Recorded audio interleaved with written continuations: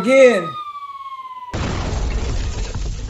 We back with another one, and I got my man Bird City all the way from Sin City. The battle of Yes, the sir. brothers, Scratch versus Bumper. Last night we done Lucky Seven versus Frankie Bump, and it was kind of even because Frankie Bump got his following, so does Lucky Seven. You know what I'm saying? So tonight we're gonna talk about the battle of the brothers. They're not litter mates, but they um definitely are full siblings, both coming from Justice and Halo. As you can see on my left is Scratch. Rest in peace, though, Scratch, but we still can do it. And we got Bumper right there, which is there. So what's going on today behind the scenes? So as you said today, you went to the gym. You was doing back day. Yeah, today was back day.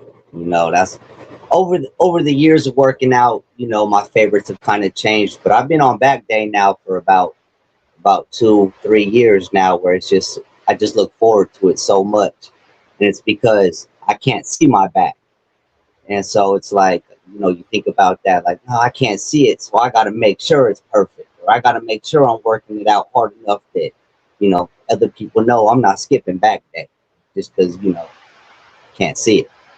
So so you said it take you 3 hours. So what take us through like some of the workouts you do to make sure your back is nice.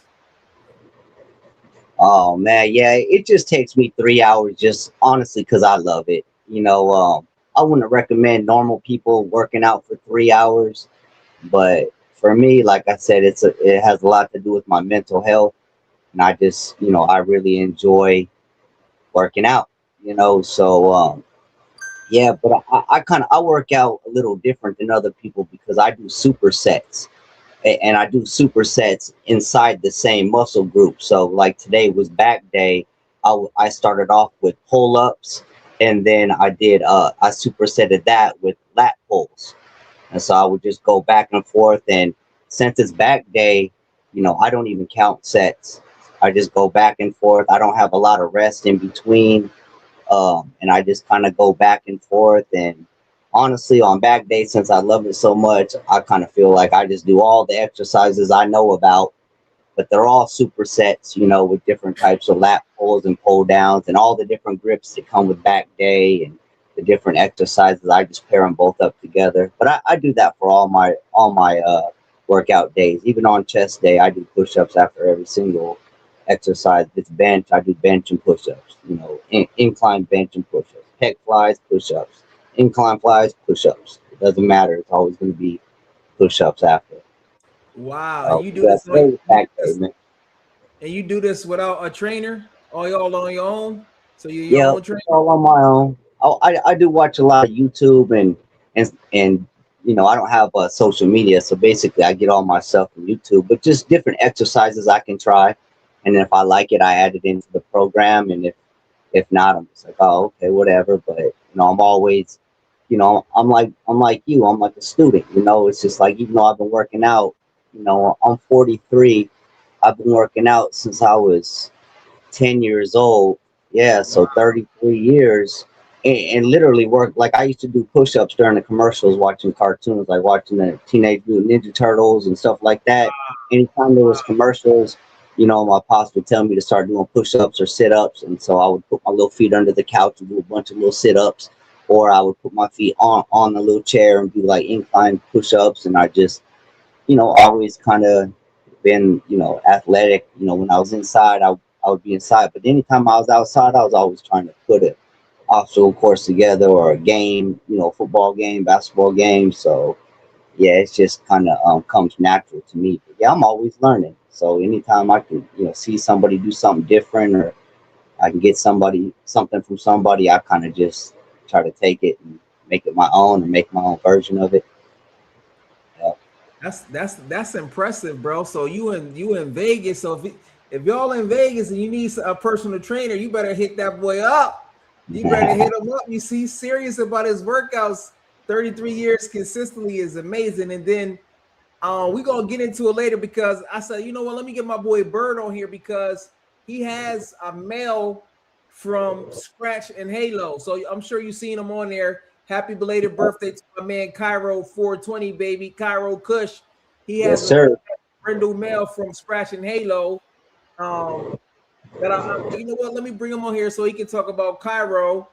And I personally have a dog, Bumper Jaguar. That's his dad.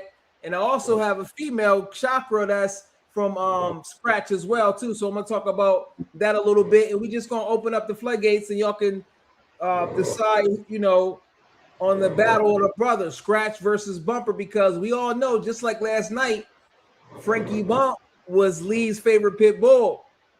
But a lot of people still, a lot of us like Frankie Bobby favorite, but a lot of your clients' favorite is Lucky Seven. So I love Scratch too and Bumper as well. But it's we're gonna talk about it, and then if the conversation go other places, that's so big. But so for those who don't know, new to the American Sentinels, Justice and Halo was one of those breedings that impacted overall, similar to how Preacher Man and Blue Jean created Justice. It had a very major impact on there.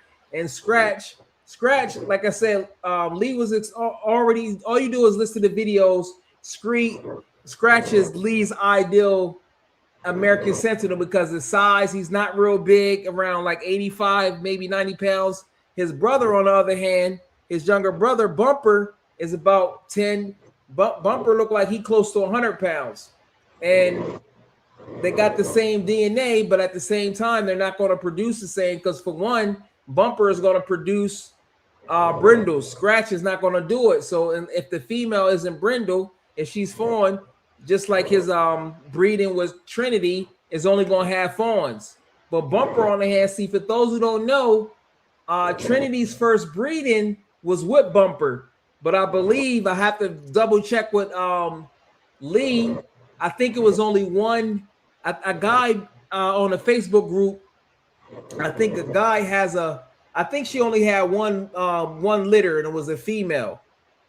So that was our first breeding. And then Scratch, that was our first breeding. So they both was bred to Trinity. So we're going to talk about that one.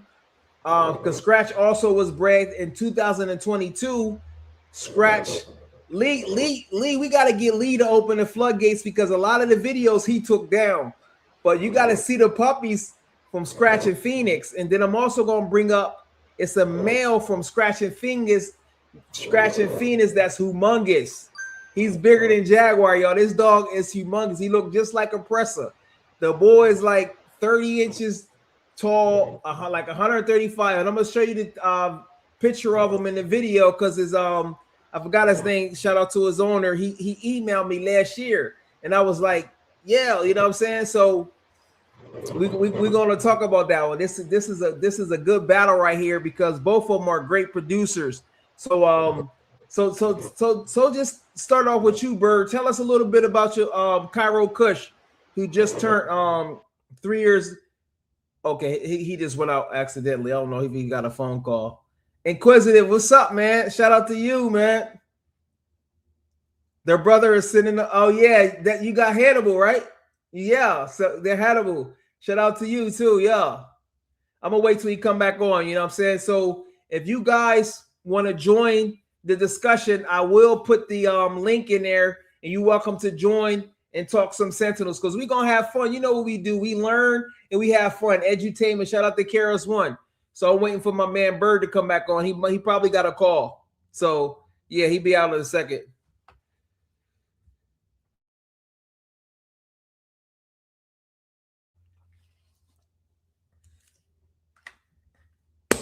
Wait till my man Bird come on. And for the Bumper recently had a litter that's looking fire.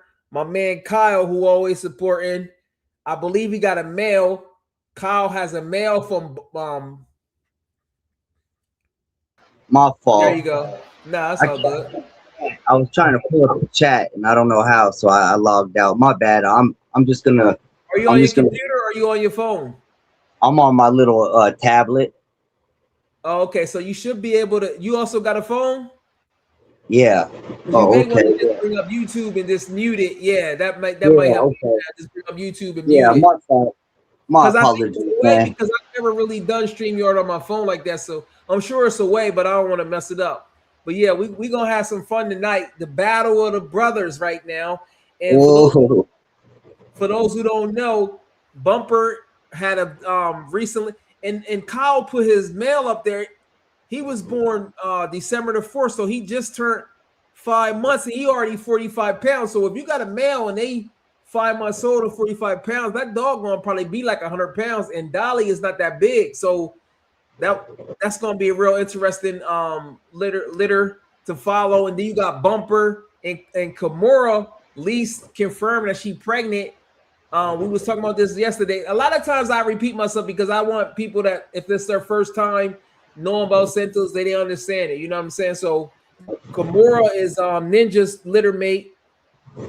She's a big. She was like one of the biggest ones, even though that litter wasn't real big. That's Slim and Banshee, and we was talking about that last. Yeah, we was talking about that.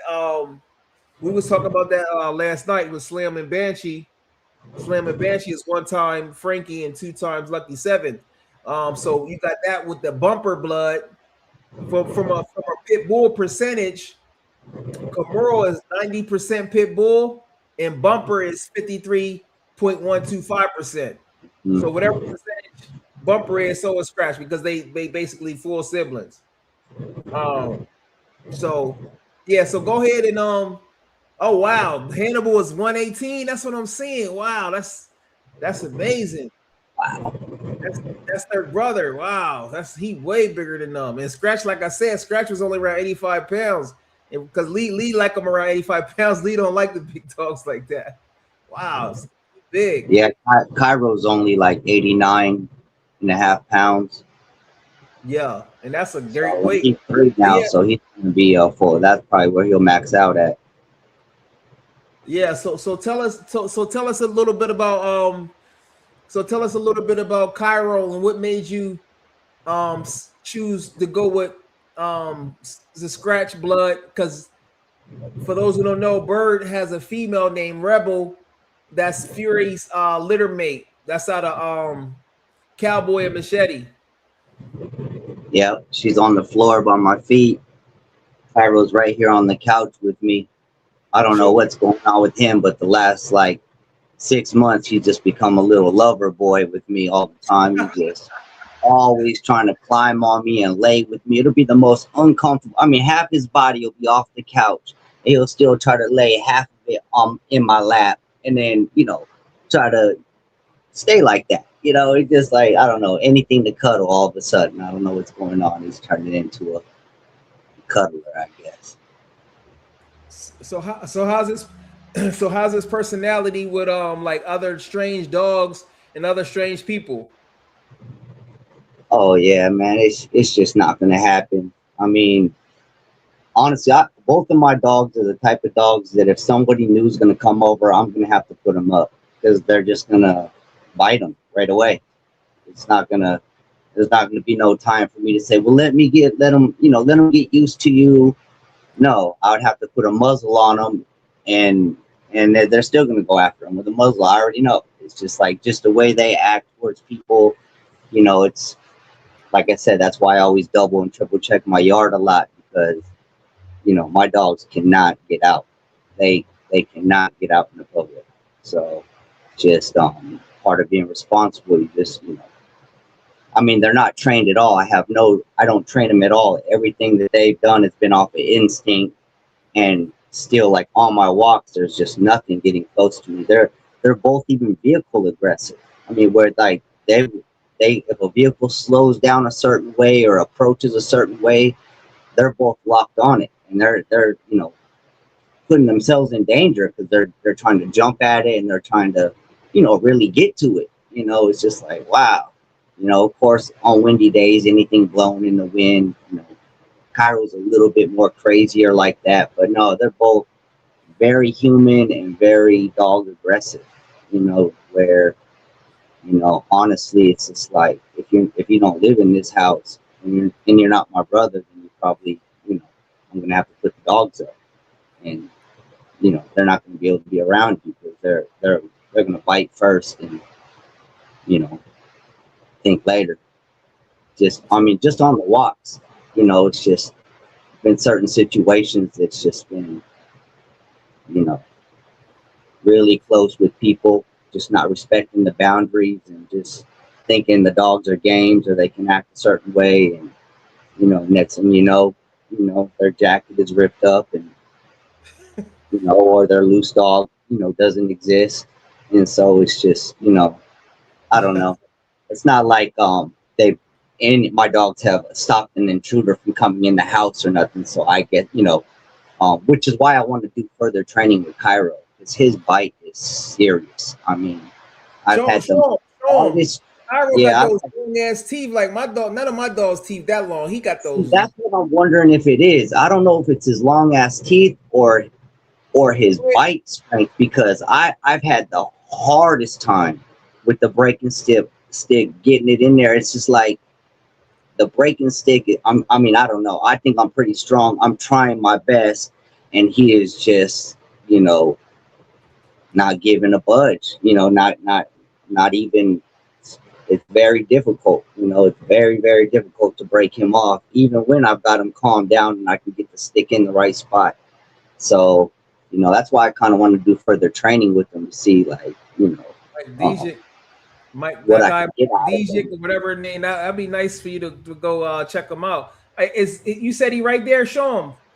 Yeah, Cairo, come here, son, come here, son, Cairo, come here, son, come here, come on, son, that's my son, come on, there he is. That scratch son right there. He looked like Bumper. I mean, he got the same color. Yeah, Show I us, saw it. Bert. Hold on, let me see something. Let me try to bring you up. Yeah, that might be better. Show his teeth, bro, because his teeth is like he long. His teeth longer than my Sentinels. Like, Yeah, yeah, he his got long long. ass teeth, bro. Like they are for real. They're like wolf Yeah, teeth. yeah, See how he has a lot of gum. He has like a lot of gum, and they're sharp too. They're really sharp on the backside. Like the backside, they come to like a pretty good angle, and they're sharp, man. They're super sharp. I can't hold the camera and yeah. get That's it cool. gripped up. Yeah, get it gripped up right. But yeah, So you say he weighs about 88 pounds? yeah, yeah, 89 pounds. Yep, 89.2. He's in pretty good shape too. He doesn't have a lot of fat on him. So he's got real thick bones, or big, thick arms and thick paws. Like, I don't know, his paws when he was younger, I was just like, man, he might be a huge dog. And they're still kind of big, but he's just a thick, well put together animal. I'm just Sentinels are something else, man. They're just, So you saying your main workout, you do a lot of walk. Like, what's your average? How much walking you be doing with these dogs? oh man, I walk every single night. I'm already looking forward to the walk, after this. But right now I'm walking about um 6 to 9 miles. I do push it. I even had a 10 mile walk I sent you maybe like a month ago, where I was like, Yeah. I gotta do a double digit walk, a double digit mile walk.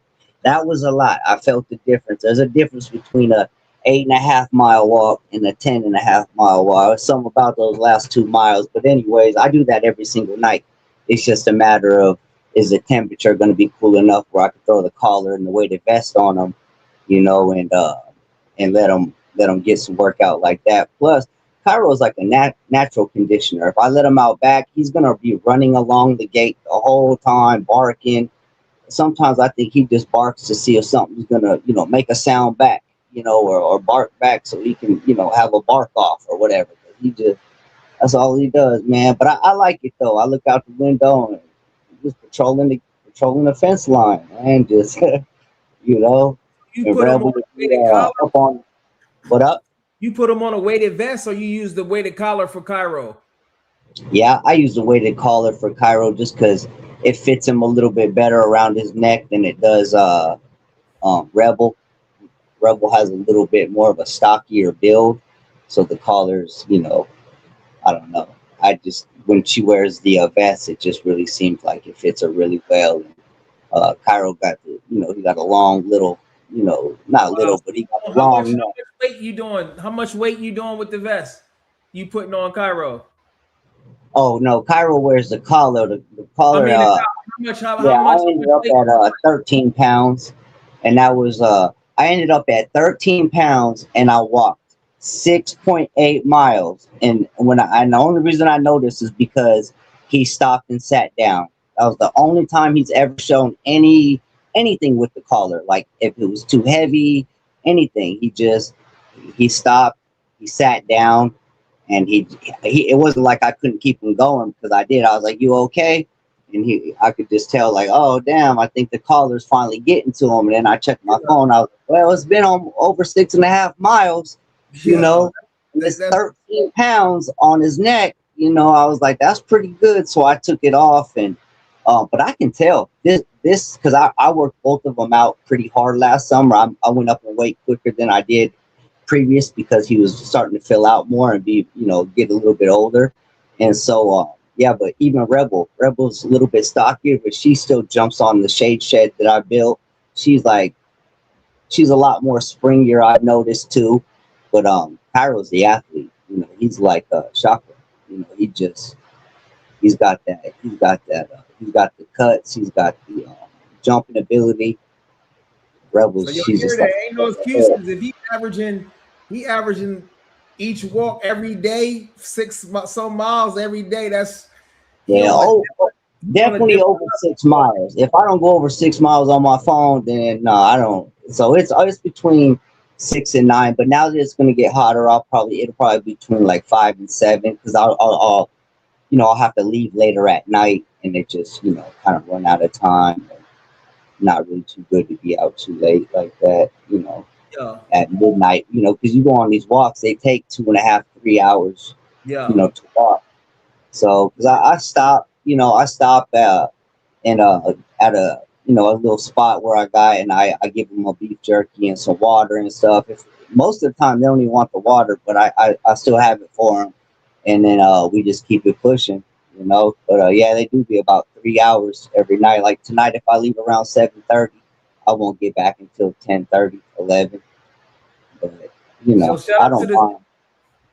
shout out to the chat. Y'all welcome to join. Just click the link on there, Jared. If you got some time, you welcome to come on here because Jared, for those who don't know, Jared was on here. He has Knox is from Bumper and Knox is from Bumper and Luna.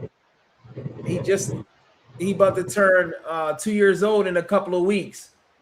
And shout out to Dang. Dang he sent me an email too.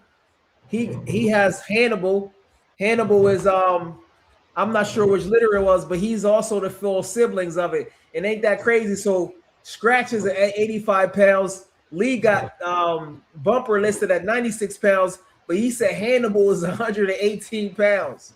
So that's a major difference. 30 pounds is a major difference. Shout out to my homegirl Rebel right there. That's Fury's litter mate, y'all.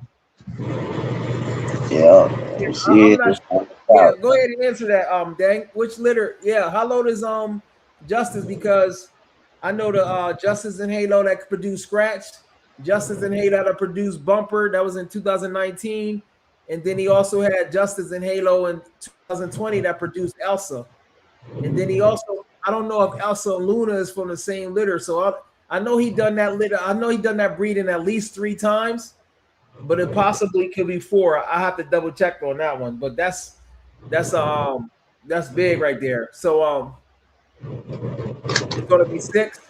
So you had it in 2020. So he looks like he was in a breeding with Elsa. And Elsa, I got to meet her, and everybody know Elsa's a great thing. So yeah, so one thing, so let's go back to the that was Scratch and Halo from 420 2023, but some Yep. other breedings. Let me find this breeder real quick.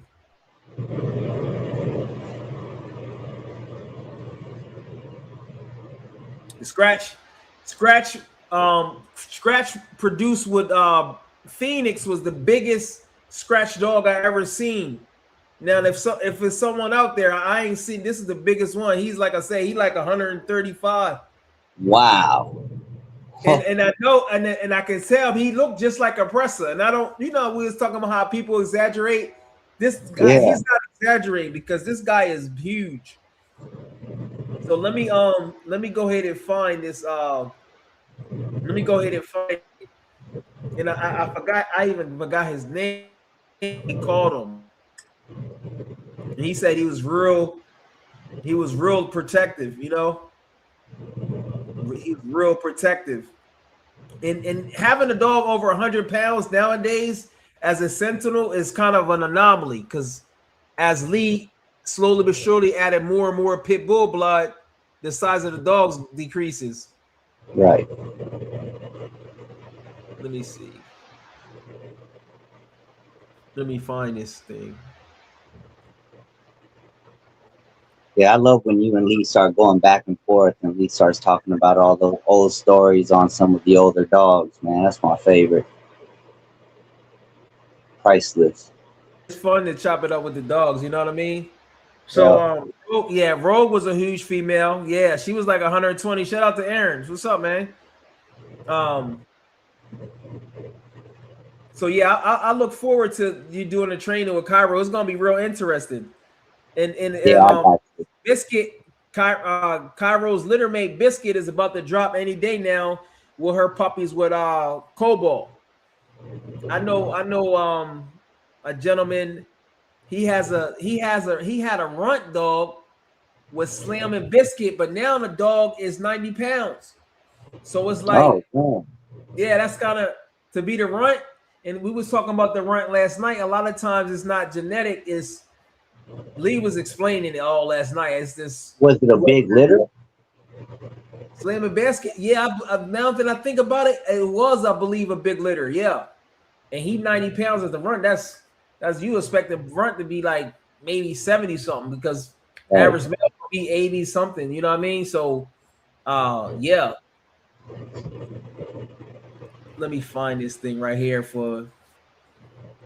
How would you say, personality wise, is the difference between your scratch dog and because they cousins. I mean, they're both of their dads is brothers, Cowboy and Scratch. So they basically first cousins. How would you say their personalities differ?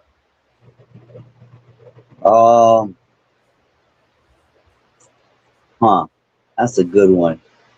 Um, well, they're both loving. They're both intense.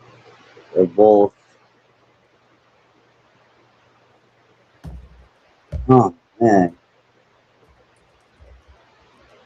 I would say Cairo is a little bit more um Prey driven, like more prey excitement, driven. or Yeah, he's a little bit more like yeah, stupid prey driven, and Rebel's a little bit more. I mean, she's had her moments, but she's a little bit more calculated. right. She just doesn't like I said, she doesn't go after every little bag that blows by in the wind. She but she does go after cars and stuff. But yeah, she doesn't. She's just not as crazy like that. Like Cairo will bark in the backyard, and if anything barks or makes a noise, he's running around thinking, and the whole time Rebel's just sitting up on the porch at an elevated position, just looking out everywhere, just seeing what she can see. So, and then whenever I take a picture of them, it seems like Rebel's always looking at me and Cairo's always looking out. So I don't know what that means or if that means like anything, but it's just, that's really the difference in them. It's I'm they're I'm, look, just I'm trying to bring up the email with God because you know how sometimes you the emails you you gotta archive them. That they're not deleted. Yeah, that is Tate. Tate got some he got enough sperm for one breeding for Tate. So only two dogs he got sperm from is Tate and Frankie Bump. Frankie Bump he got more than one though. I'm gonna bring this guy. Let me find it. Let me see. This it was from last year, so I think it was around July. Let's see. Let's Nux. Nux. Knox is about. I think Jared said Knox is like 95 pounds. So you would think that since Bumper is bigger than Scratch, that he would produce bigger dogs. But if it's kind of like I don't really think so because Lady Smith scratching Onyx, she looked like she was over 90 pounds. She was big, like rest in peace. Like she was a big B, like for real. Um, Even my girl, she got up to 88 pounds, scratching hair trigger. She was 88 pounds, and then I had an extra fasting day and more workouts, so she slimmed down to 82. So I'm thinking meet it halfway. I just say she 85 pounds, which is big for a girl because a lot of when I went down there, I was like, man, she really is big. You know what I'm saying? So Scratch, one thing I noticed is that he produces big females because Scratch has a female out of Jazz named Nyla. She over 90 pounds. She was bred one time to I got an interview with Adam Burke. She was bred one time to Adam, but it wasn't to a Sentinel. It was to a Belgian Malinois. And I know a couple people that got a dog from that litter. So for some reason, like I say, Scratch just produces females that be his size. I don't know the science behind it. I don't know if it's just a coincidence, but I from the data I collected, he produces the females that are pretty big. You know what I mean? So even with my girl having like probably 63% pit bull, which is 10% more than what he has, and for her to be around the same size, that's different. Yeah. Okay, so let me. Okay, yeah. Here we go. Let me find it right now. Hopefully I got this thing on here. The name of the dog is Blaze. So the name of the dog is Blaze, and I had a video. Let me see. There we go. Let me see. Let me put this in here. I'm gonna bring up my videos.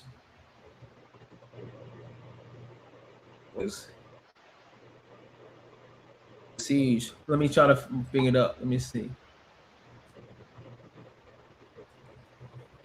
Let me try to share the screen with y'all. This this dog is. I'm like, bro, he look like because some of the Sentinels look like a Let me see.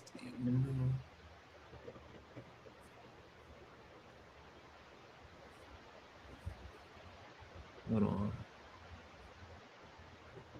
How do you? Sorry, y'all. I should have had this out already. Let me see. Window.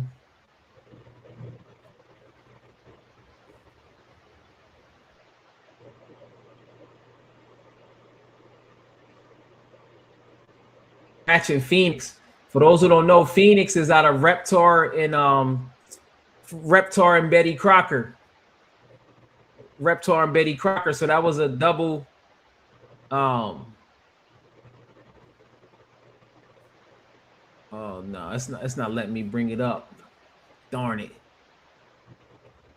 Let me see. Share screen. Image file. Let's see. Let me see something. I'm gonna bring it here.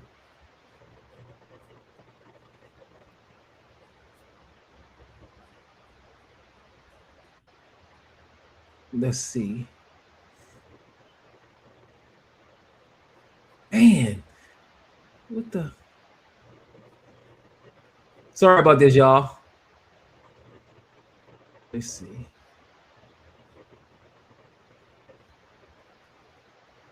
Let's see. Downloads. Okay, here we go. That's Blaze right there, y'all. Scratching Phoenix. He looked just like Oppressor. Look. Yeah, he does. Don't he? He looked just like Oppressor. And he said he was about 30 inches tall and like 135 pounds. I was like, whoa.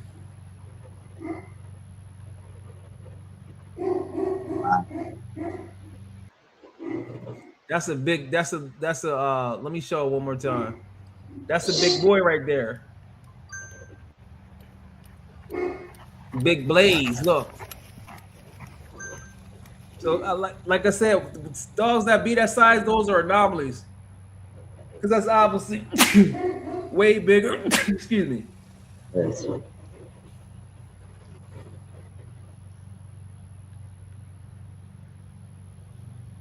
That's Yeah, he was. obviously yeah. So that's the biggest. He with that size, he on the size of like now of course I'm sure if they condition him more, he can get him to like even 125 is big. That's like Yeah. 135 was record, you know what I'm saying? So he on that size right there. And he probably bigger than record because he probably was taller. So yeah, that's record big right there. That boy is Blaze. Who was which breeding with Bumper do you think That was made the best pups? Scratch. No, with Bumper. Was Bumper bred a lot? Yeah, Bumper. Hold on I'm one second. sorry if I'm asking dumb questions. I don't know. No, I no, don't that's know a the great question. pedigree. Nah, because that's what I was going to segment into. Just give me 1 second.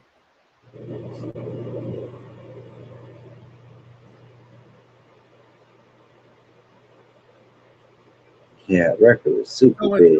in 2022, so in 2022, um, in 2022 in February, because I had paid for my dog. You know, I was waiting on.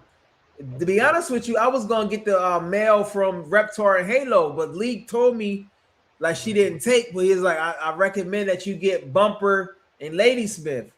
And I was okay because I thought about it. You know how you have your mindset on something. I said, okay, let me just wasn't meant to be, and I'm glad I did it. You know what I'm saying? So prior to that, because Scratch and Phoenix Blaze, they was born in like February, so like a few weeks before Jaguar. So that's around that same time. A lot of dogs was born. Danger through Lucky Seven and Onyx. Also, that was in March. I believe either March 3rd or March 18th, and then Vicious with Lucky Seven and Onyx as well. And then that same year, 2022, Bumper was bred to not just Ladysmith to create Jaguar. They also Mm, had another breeding with Bumper and Jazz. Bumper and Jazz litter was crazy. Like that litter was crazy as well because I know I think his name is Kiwan. He got a female. She nice. I'm gonna try to bring up the picture because off of Facebook. She nice. Um, we all seen that's the video where he had Cray. I'm gonna bring it up in a second. And then I know another guy. He had a female. She was doing protection. She was young and she was hunting pigs, but unfortunately she passed away. She passed away young, but that litter was there. So all of like I say, that whole litter was like crazy. Like before the death wish, that was a crazy litter. So I'm gonna try to bring it up. Whatchamacallit be acting whatchamacallit be acting we weird right now. I'm trying to bring the bumper because I still believe Lee took some of the videos away, but I believe he still had that bumper and jazz litter up. Like I said, 2022 was on. It was like was on fire. Even in Scratch, I was like, "Whoa, these puppies are very active." Scratch and Phoenix. I almost was tempted to change my mind. I was like, "Bro, I might just get the Scratch and Phoenix litter." Yeah, I was like, I might get the Scratch and Phoenix litter, but I waited it out because man, and that's the only dog just happened to be Blaze that I know. So if you watching or you know somebody, if you happen to have that litter, make sure you reach out because I would like to see any updates on that litter right there. Because like I say, 2022 was they was they was coming in with the heat. Let me sign on this with this. They do all like a lot of extra stuff now. Let me see. Let me see if it'll let me go on here. Yeah, we just getting started. Make sure y'all smash the thumbs up. We just getting started. We just warming up right now. You know what I'm saying? We just warming up right now. Let me see something. American Sentinel. I'm sure y'all probably seen this video. These puppies right here, boy. These puppies look like firecrackers. And then scratching. Okay, so scratching Jazz was born 2021. That's how you got Nyla. Nyla is on there as well. So he had puppies when she was young as well. In fact, let's just bring her up real quick. Let's just bring her up. That's my man Adam right here. So let me just bring that up real quick. Let me see. Why is it? Oh, okay. Oh, they don't. God, why is it? Brave tab. Why do they? Oh man, they don't let you. Man, they tripping, bro. Share screen. Oh, man, I'm trying to bring this up on here, but it won't let me. I don't know. What are they talking about, bro? He's talking about.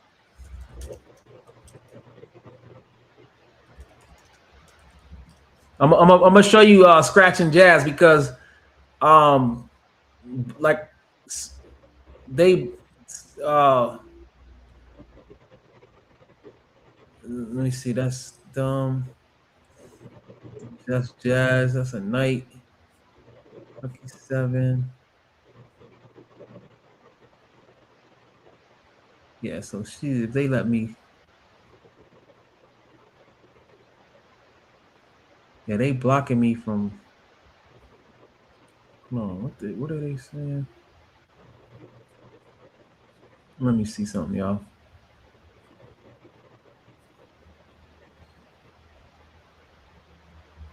Okay, here we go. Okay, I found it now. I see what it was. Let's get it. Let's get it.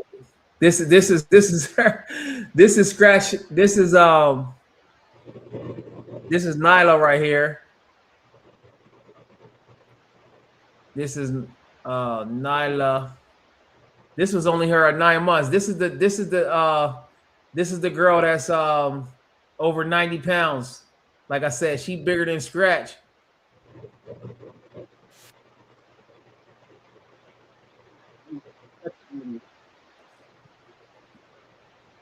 And she's young. She's way bigger than that now.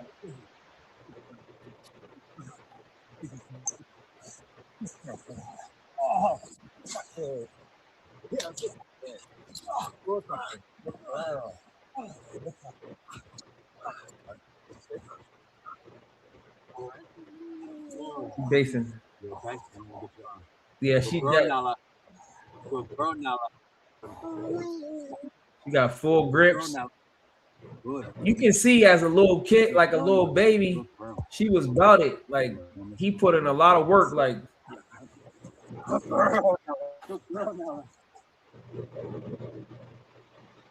she looked just like Scratch right there. But if you see her now, I gotta find a picture. You'll see that she obviously way bigger than him.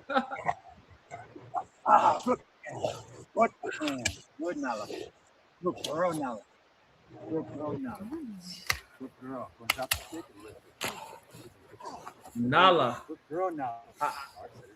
So yeah, that's Nala right there. Shout out to Nala. Shout out to my man Adam. I don't let me do I know I'm gonna try to think if I know anybody that got a bumper puppy. Cause y'all seen mine. Y'all seen Jaguar already, so y'all don't really nothing. A bumper dog that was like doing protection work. But let me go ahead and find that bumper and Jazz. Those puppies. I think Lee still got them on there. Let me see. Bumper.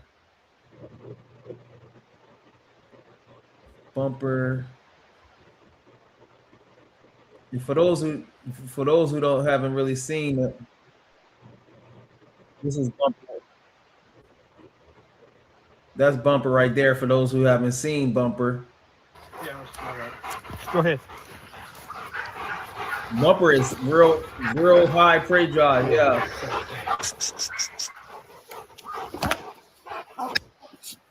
Guard.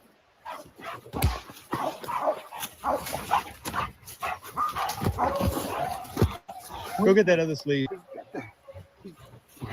He got a snaggletooth on it, but that's all right. Go get the other sleeve. We swing it around, and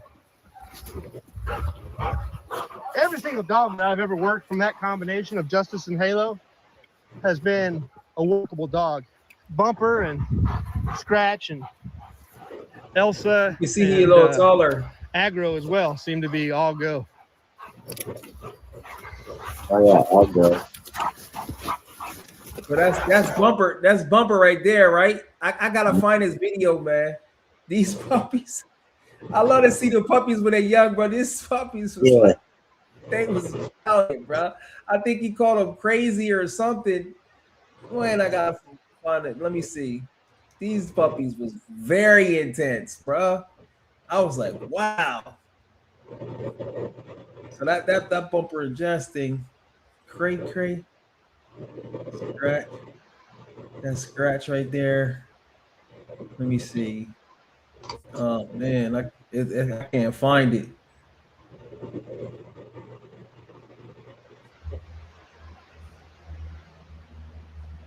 Oh, that's okay. Oh, he got some recent stuff. I didn't know you had this.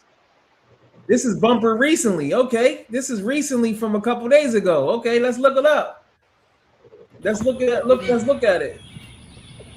Oh! I'm trying to see him in action. Yeah, there we go. Oh yeah, there we go. There we go. That's Bumper. That's from like last week, y'all. So this is like a week old. Ah! Wow. Bumper like though. So like I say, Guard. Put him up, Lee. Oh my God. He almost took my face off. Oh see? my God. I had him tight when you said pull him back. Yeah, sometimes you gotta be careful. That's why you probably if you're gonna work certain dogs, you don't know. Like, they'll try to bite you in the face. You might gotta wear a helmet, bro. Shout out to Aiden, bro. But you had him too. I may have been pulling your arm. Well, that like I say, that Bumper is a good producer. I'm telling y'all from what I know. Just having Jaguar and just from what I've seen, you got. You ain't never done that though. No. So Bumper and Dolly, and I'm looking forward. It's going to be interesting to see how with this heavy pit bull blood, Bumper and Kimura, and also just to see what the size is going to be because y'all in for a treat right there. Y'all in for a treat. I'm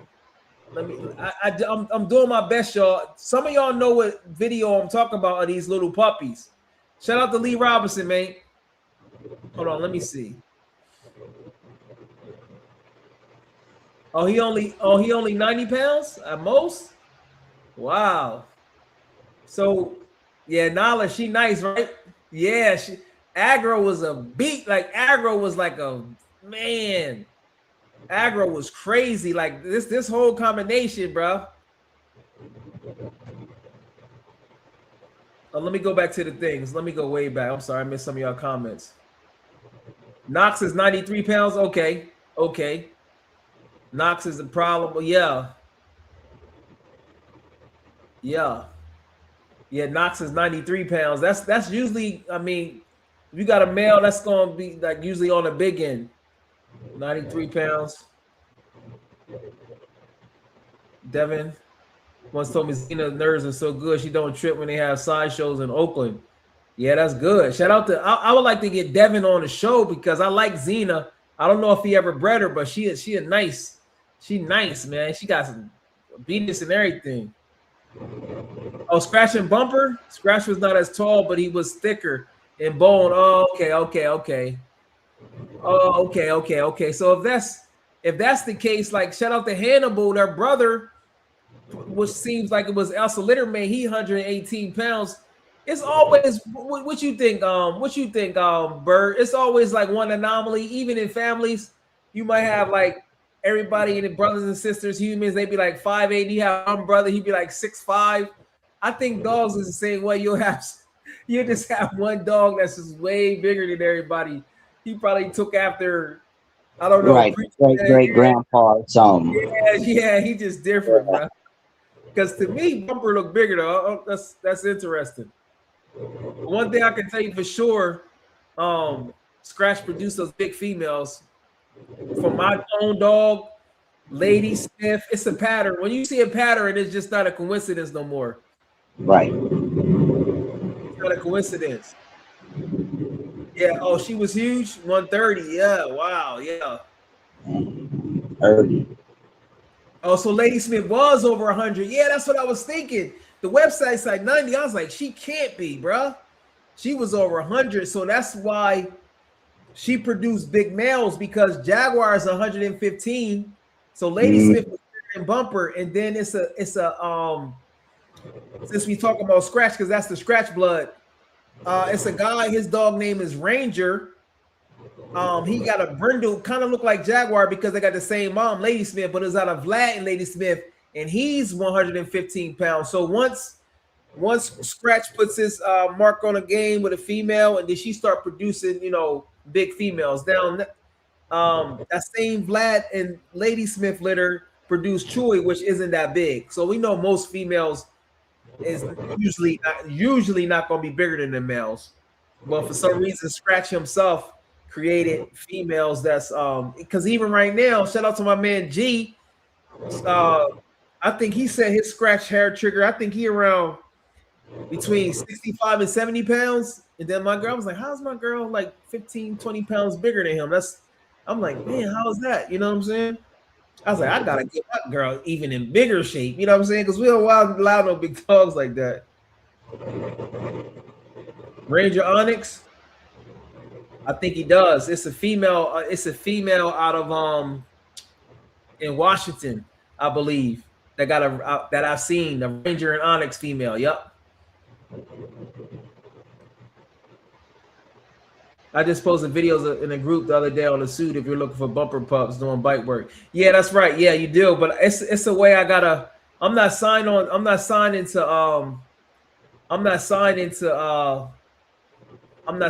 Facebook. I would have to do that.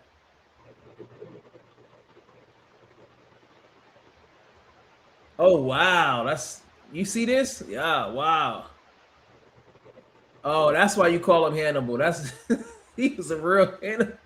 You see that, Bird? You see the comments? Yeah. Wow, that's yeah, that's it. Crazy and Prancer. Shout out to my man right there. He go way back. Like I got certain knowledge. He go way back. Like he was the lead back like 20 years ago. He know all this stuff right there. It's called Crazy and Prancer, right? Okay, yeah. That's what y'all trying to find so y'all can see. And then we get so far as that Hannibal story got me tripping out. He ate another puppy's tongue. Some puppies like wow. Okay.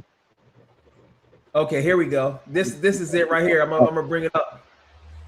This is it. This is it right here. Hold on, let me see. This was Bumper and Jazz. This breeding was like, this was on fire right here. Because I'm looking at this breeding, I was like, as puppies, Jaguar wasn't as intense. I'm telling you right now. All right, these are the 2 male pups that are top picks. I would call them that way. Out of Bumper. Look at it. They ready to work right now. They not joking right now. Extremely driven. You'll see that as soon as I set them down, they're ready to work. I'll see if I can get them to. Whoever got those puppies, please reach out to Lee. Hey. These dogs are every bit as crazy as a high drive male. All right.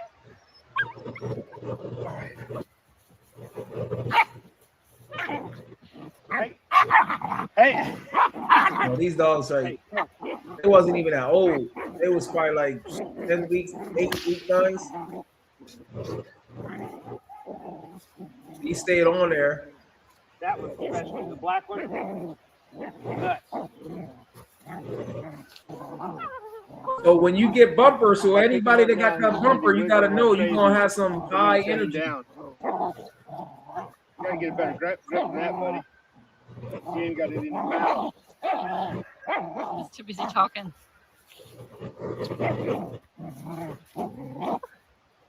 Yeah, they like high energy. You gotta really be on point with these puppies. Are you ready to work?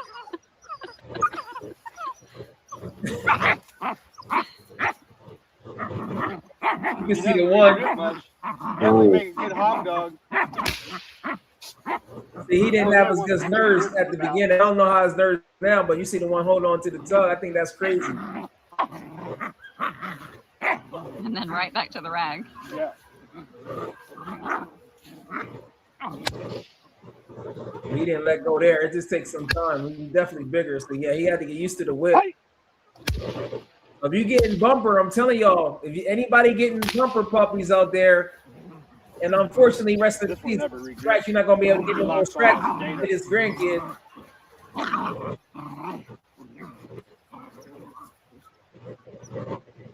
Oh, I think he had to separate them. Let me see.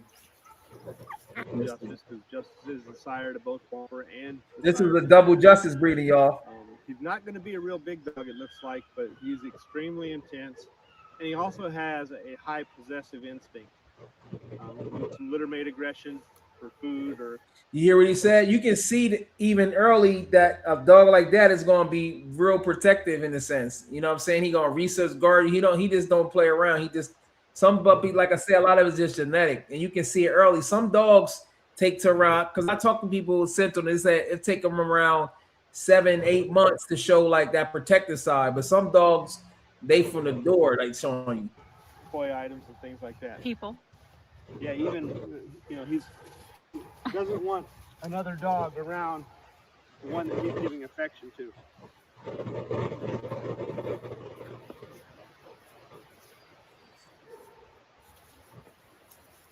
Good for a single dog home or a solitary one a catch dog that works on his own.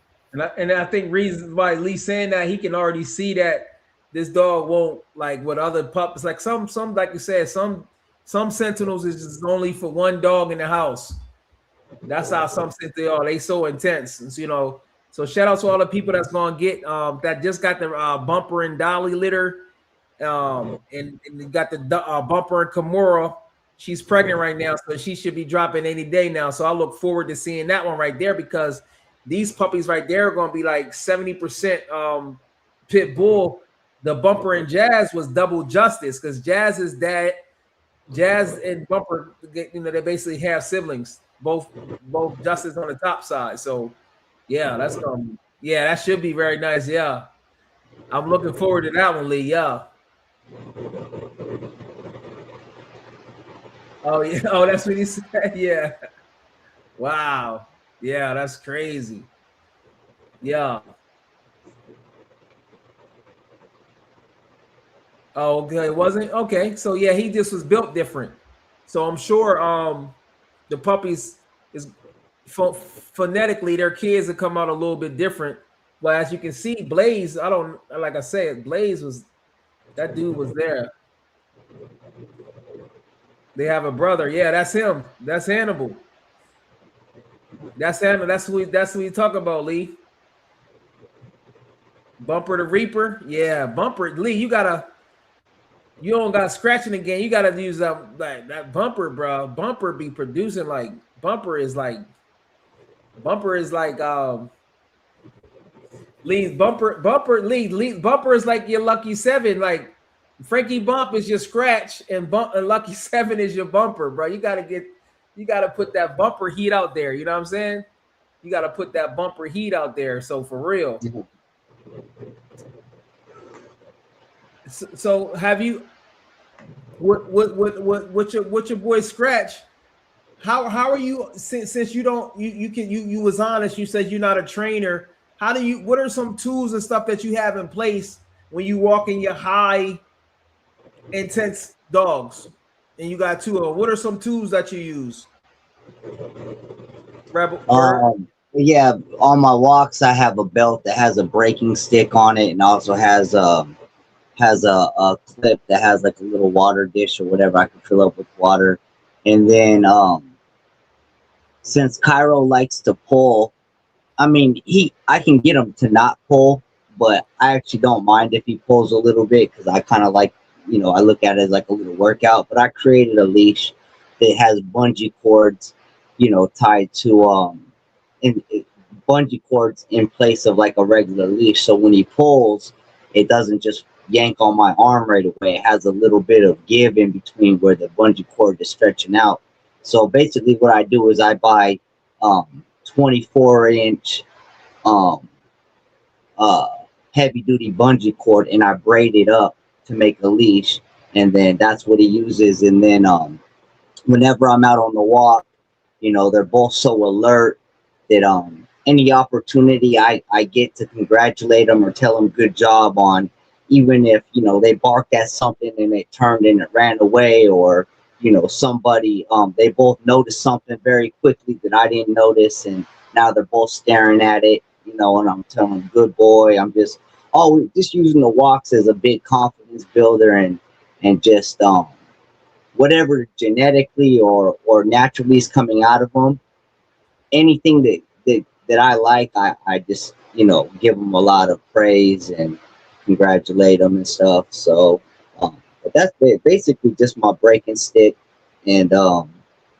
water dish is like my tools, and then that leash. I think that's why Cairo's back end is so strong, is because he keeps enough tension on the leash where it doesn't pull me, but he also wants to be in front so bad that he'll pull a little bit. And I purposely have Rebel's leash just a little bit longer than his, so that he's always kind of trying to pull a little bit. But yeah, man, that's what I use. And then of course in the wintertime they get the weighted collar and the weighted vest. Um, you know, 5 days a week basically. And I appreciate you sent me the spring pole. I'm gonna have to work on them a little bit more. The spring pole, they both keep going after the pole in my arm. I'm just like, nah, you can't bite. You gotta me. learn it too. You also gotta learn it so you yourself won't get dizzy. Because if you start now, you start spinning and you keep spinning, you'll get dizzy. So you gotta it's techniques. In Yeah, fact, video too. You know what I'm saying? Because yeah, it's I certain. gotta get better at the spring pole, Yeah, man. you gotta have your dogs. That's like the ultimate workout. But yeah, so far, one difference I would say between Scratch and Bumper when they produce is that Scratch produces bigger females. I haven't seen a Bumper female that was big, and Lee confirming that Lady Smith was over 100 pounds. Nala is 90 plus. My girl got up to 88 pounds at 10 months. So Mhm. uh, Scratch produces bigger females. The why behind it, Lee possibly can answer it, but it's probably just one of those. It's just probably one of those things where I don't know. It's like because Justice was like 100 or something, maybe Scratch. I don't. Maybe the Preacher Man because his grandmom, Scratch grandfather is is Preacher Man, so maybe the Preacher Man gene is. I don't know what that stuff is called, like with the genetics, but maybe that's what it is. I don't know, but this is a fact that he Do produced bigger. you think that any of the outcrosses that Lee has added, like from Midgard, has added weight, or added to the anomalies of some of them being so heavy, or do you That's a just great think question. No, it's in the bad dog naturally to kind of drift weight just because of the difference in breeds that you're combining? yeah, People are kind of like 50 to 60 pounds, and mastiffs are 120 to 140. So yeah. I mean, he's done a good job of bringing it where there's just anomalies now. But I think that as long as the anomalies still function and stuff, you know, Yeah, I like so that's a great question. Make sure y'all smash the thumbs up. We just getting started, man. I love to do this talking. You know what I'm saying? I love to talk about the Sentinels. We had to do Scratch and Bumper. You know what I'm saying? We got to put my boy Bumper got to put his seeds out there because of like a lot of times it. people don't realize that these bumpers breed. Like I personally know, like I say, I'll be talking to people like hours. They be like, yeah, they really about the life with the bumper. So because if I just tell you because most people gonna overhype their dog. If I just tell you about Jaguar, then I can tell you that, but you can hear from other people that got a dog from bumper. So yeah, he is. If you don't mind me asking, Go ahead, go ahead. because Cairo had a big effect on Rebel, like the things that she didn't necessarily get too crazy or wild about. As soon as Cairo got in the picture, now she's trying to run along the gate. She's trying to, uh, hold on the walk a little bit too. They're kind of in competition with each other. It kind of like changed her a little bit. Right. What if So anything did Chakra change about Jaguar? first of all, Jaguar is not real super dog aggressive. Okay. Chakra, for those who don't know, Chakra is out of scratch and hair sugar. So fortunately, I got bumper and I got scratch. So she's just put it like this. She's not friendly to people, and she's not friendly to dogs. Jaguar is not friendly to people, but his tolerance for dogs is a little higher. But since I got her, she rubbed off on him. It's like, say right now you work out crazy, right? You work out every day, right? So say if you find a person that work out like you, but they also ride bikes, then you're gonna pick up that bike, you're gonna start riding bikes too. So your workout gonna go crazy. You get what I'm saying? And the opposite could be true. It could be some negative things that rub, but you get what I'm saying. So that's something that Chakra, but she because like I said, she's not friendly, So with my new pup, I conditioned her now since she was cool, because when I got her, Lee seen it, she tried to go after my little puppy. You know what I'm saying? Because she's just not friendly like that. And I'm gonna tell you the story. I had to save a puppy. I'm gonna be honest with you.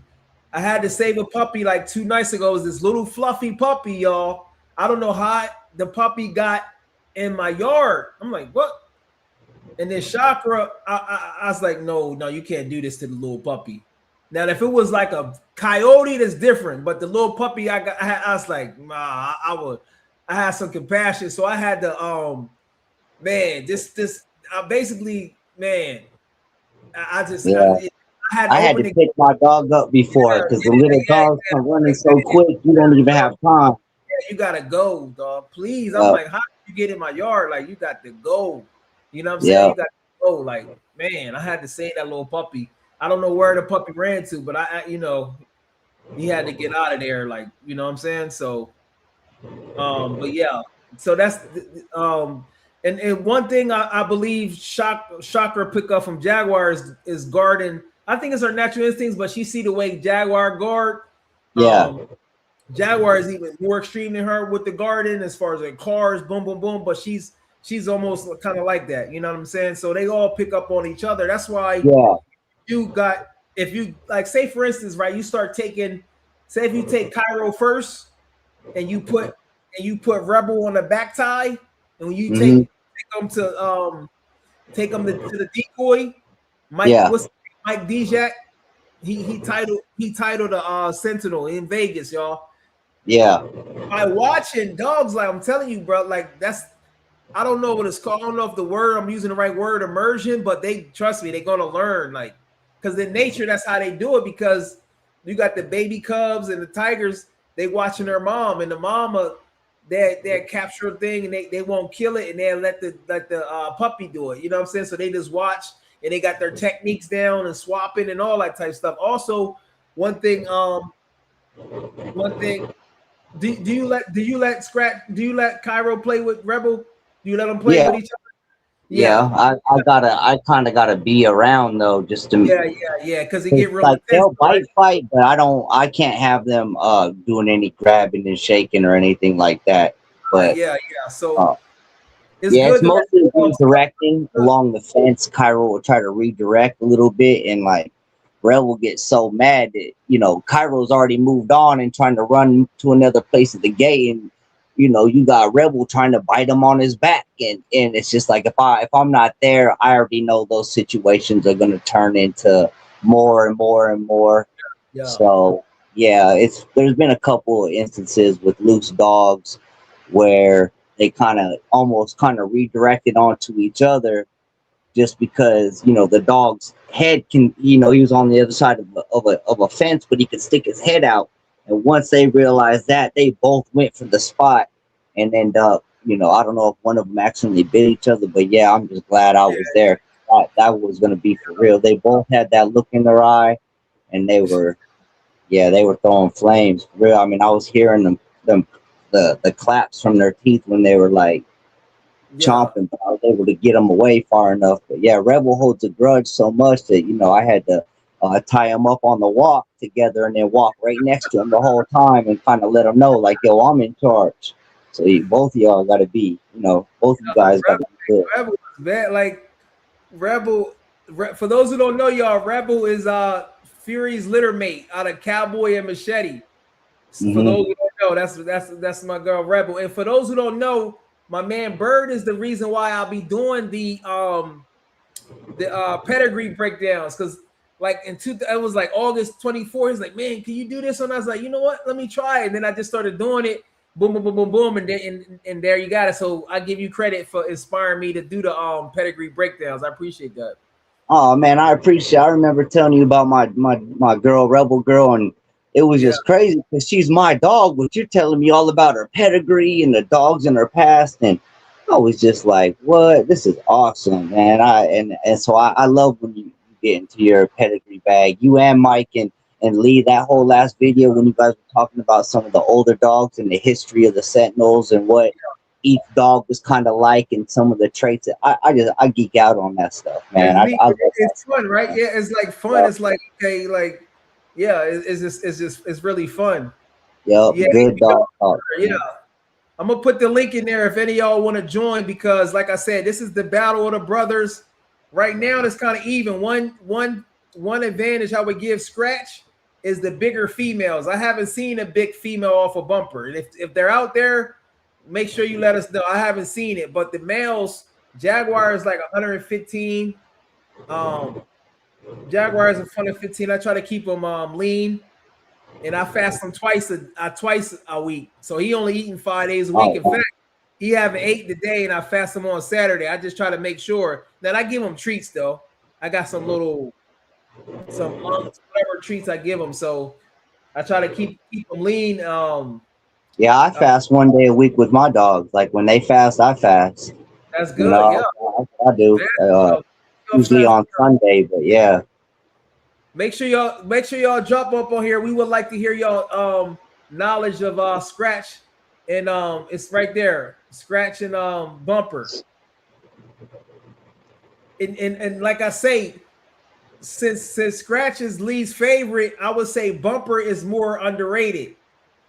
Bumper is like the let me see, the middle child.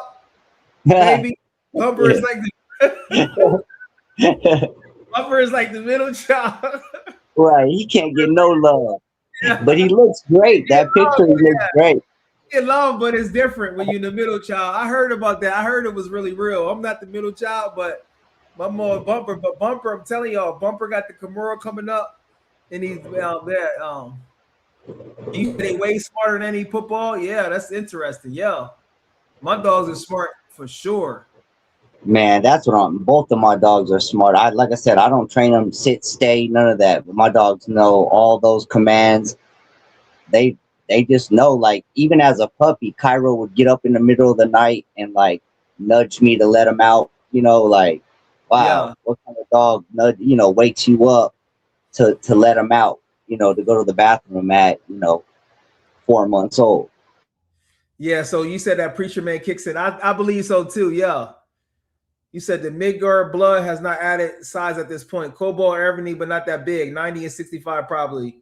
Hops was Justice and probably 65. Yeah. I don't think so too. I agree with that one. And you would think it do, but yeah. Valkyrie and Rogue were bigger than Pele, but Pele weighed more because of skin, hide, and thick, heavy hide. Yeah, okay. So they took Pele from Midgard Massives to Frankie Bump, and that's how they got Ebony and Cobalt. But you asked, was there was their grandkids, Pelly's grandkids, Cobalt's kids. Cobalt's kids, for what I've seen, is not that big. So shout out to my man Chris. He has a female from Cobalt and Voodoo that's about to start her protection dog training. She does nose work and everything. She's only 68 pounds. So Cobalt don't really his puppies don't really be to that big, because I know somebody else that had a Cobalt Onyx male, he was only like 84 pounds or something like that. So that's not big for a male. That's big for a female, but not big for a male. So yeah, so that was a great question we had. Valkyrie and especially Roll were big. Okay, you already said that. Oh, okay, it's double. Okay, see. Valkyrie, Rogue, Onyx, Lady Smith, Yellow were all giant females. Trinity, Maggie, and Biscuit are not as big, but both still have good size, bigger than average. Yeah. Yeah. If you got a female over like 90 pounds, that's huge. 85, yeah. Once they start to be there, the 100 pounds, and Patches too. Patches was big. Patches and Four Socks was big. In fact, Patches looked like she was bigger than Onyx. Lee, you can correct me if I'm wrong, but Patches and Lady Smith looked like they was bigger than Lady Smith. Yellow was one of my favorites too. I wish I could have had some more of that yellow blood. Yellow is Rogue's mom. Yellow is Wrecker's litter mate. She had that aura like she don't play around, bro.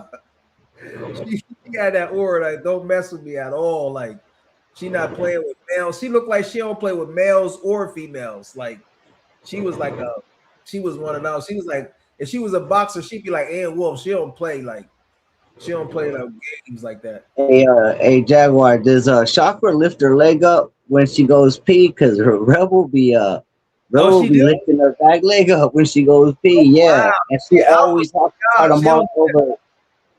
Oh, okay.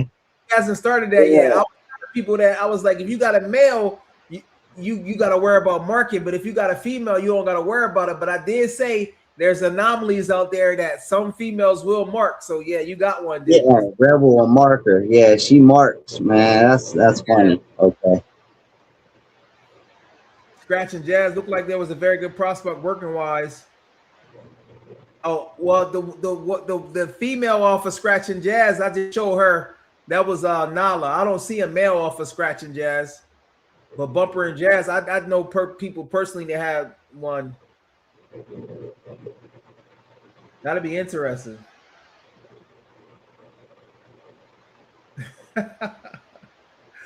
Lee, yeah, I feel yeah. That'll be. Are you gonna do any dog shows, Lee? Yeah, Patches were at 100. That's big. Like that's big. Yeah. Like, come on. That's big, like for female, bro. D Gonzo, what's happening?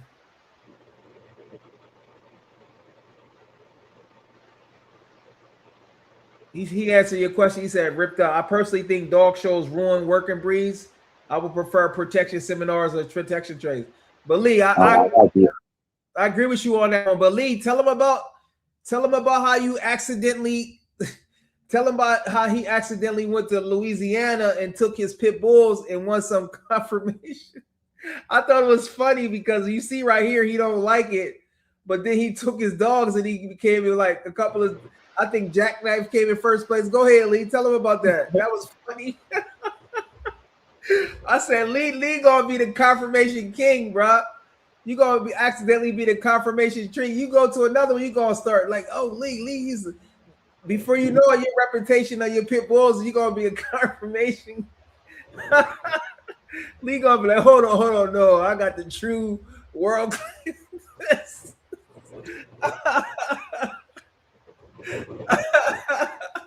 Lee about to be the confirmation king, bro.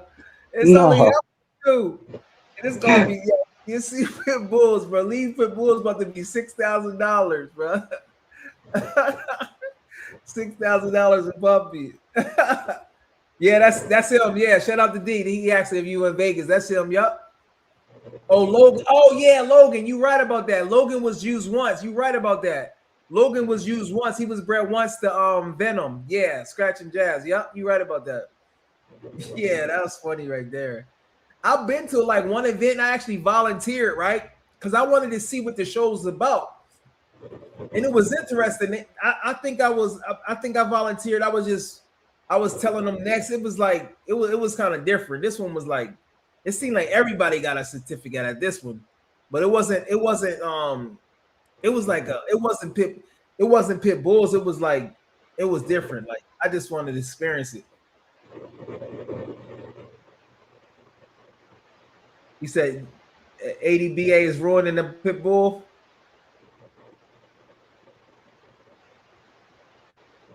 I wouldn't mind doing it. I wouldn't mind doing it for my little puppy. I might. I'm training her right now. I started her obedience yesterday, Aaron.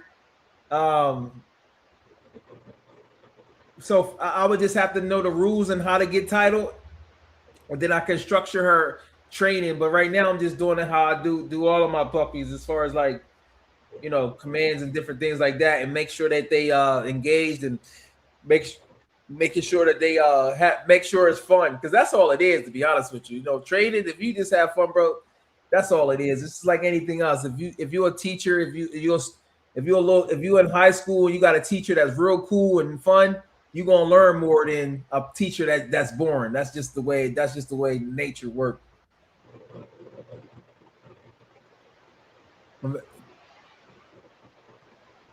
Oh wow, okay. He said he got the strongest heart you ever listened to. Okay, that's good.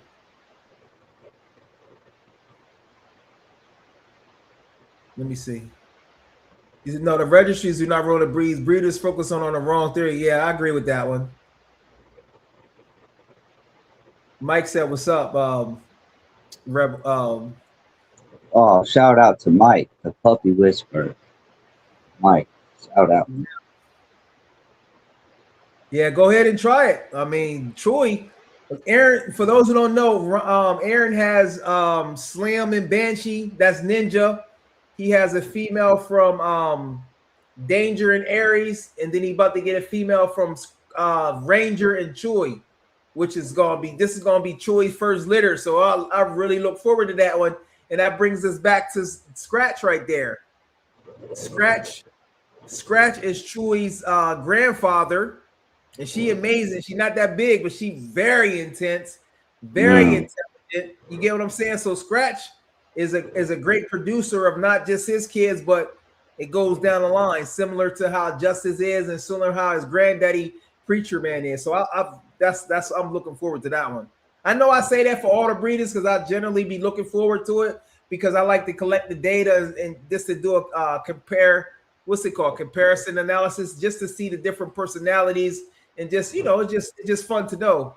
And I love to see people get their puppy, and then I love to see people win. So it's just fun right now. So yeah, if you title it, I may consider it. I just got to learn what the rules are. I like to do functional obedience that they can use. Teach them a couple of tricks. My girl, I start with this sit, and then she's really advanced. So she's really advanced. So walking backwards, little stuff like that. It's just fun. But so that's Ranger and Choi. That's going to be, so let me think of my mind. So the Scratch would be the grandfather or the great grandfather, because you got Choi, Lady Smith, and that. So he'd be the great grandfather. So Ranger would be the great grandfather, and Bumper himself got Britter. They do around the same day, Bumper and Kimura. So you're gonna see another comparison. So hopefully somebody that get those litters, we can do an actual comparison. Bumper's kids and Scratch great grandkids comparison on how the puppies come out. You know what I'm saying? We know of course the female has a big praise on that, but that's gonna be interesting. Any future breeders y'all think y'all want to see? Oh man, I want to see. I'm gonna keep it a bean. I want to see see Bumper and Trinity. I know he done it once for Trinities, but I think it was only like one puppy. I want to see Bumper and Trinity. Yeah. I want to see Bumper and Trinity. I want to see Bumper and Chewy. Bumper and Chewy would be almost like Bumper and Lady Smith, but it'd be That's almost the exact breeding. Bumper and Chewy, Bumper and Lady Smith. I would like to see that one. I look forward to What the about Ranger and Hair Trigger? Bumper and Hair Trigger. No, Ranger. Oh, Ranger and Hair Trigger. Yeah, that will be interesting. Ranger and Hair Trigger. Let me think. Trinity and Bumper. Well, Ranger and Trinity is about to come up, so we're gonna get to see that one. Yeah, K9 Family Reunion. Yeah, Lee, you gotta set that up. Like a every year you should do a thing where all the Sentinel owners come and we all hang out, you know what I'm saying? Kick it, have some fun, work our dogs. Lee, you gotta set that up. Let me put that up. An annual. That'd be so much fun, man. An annual American Sentinel event. At least have it in Mississippi or somewhere. Then you never know what can happen. Somebody might decide so that way, because y'all for once you get past like, because you're in Vegas, that would be too. And you can't. That's the only thing, you can't fly with them. So it's not No, like I probably wouldn't bring my dogs, but I'd probably, you have go to drive. fly out just for the experience. Oh yeah, you want to bring your dogs? Yeah, that'd be cool. No, Yeah. not that far. That's too far. Yeah, that's too far of a drive. Fortunately, I'm only like 5.5 hours. Yeah, when you do that, that'd be nice. Yeah, annual event. So yeah, so you got Scratch's great grandkids that's about to be born. You got Bumper's kids, and let me find this other picture. I have a Blaze, so y'all can really see the actual picture of them, so y'all can see. And Blaze once again is from Phoenix, Scratch and Phoenix. Let me see. There we go. Yeah. Let me see him right here. So, yup, view image. Let me see. I'm gonna show y'all right now. We just getting heated up, y'all. Let me see. This is, oh man, see why? You ever say something to your phone and it don't go to the right spot that you wanted to go to, man? Come on. Okay, here we go.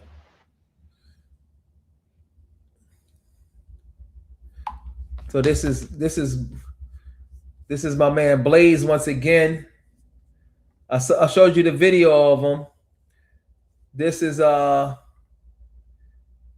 him right there. So for those, I'll be going back and forth with people. Bird, you live in Vegas. How far, Bird? You still there?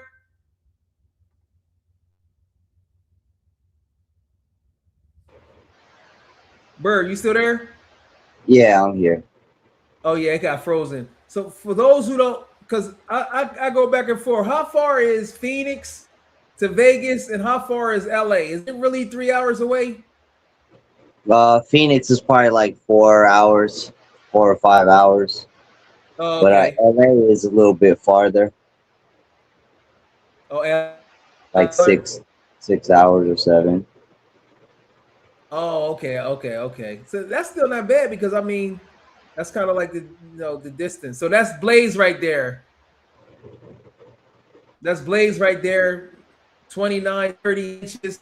That's Scratch's son off of Phoenix. Phoenix is double Tiggy coming from Reptar on the top and Betty Crocker on the bottom. Betty Crocker is half siblings with Reptar,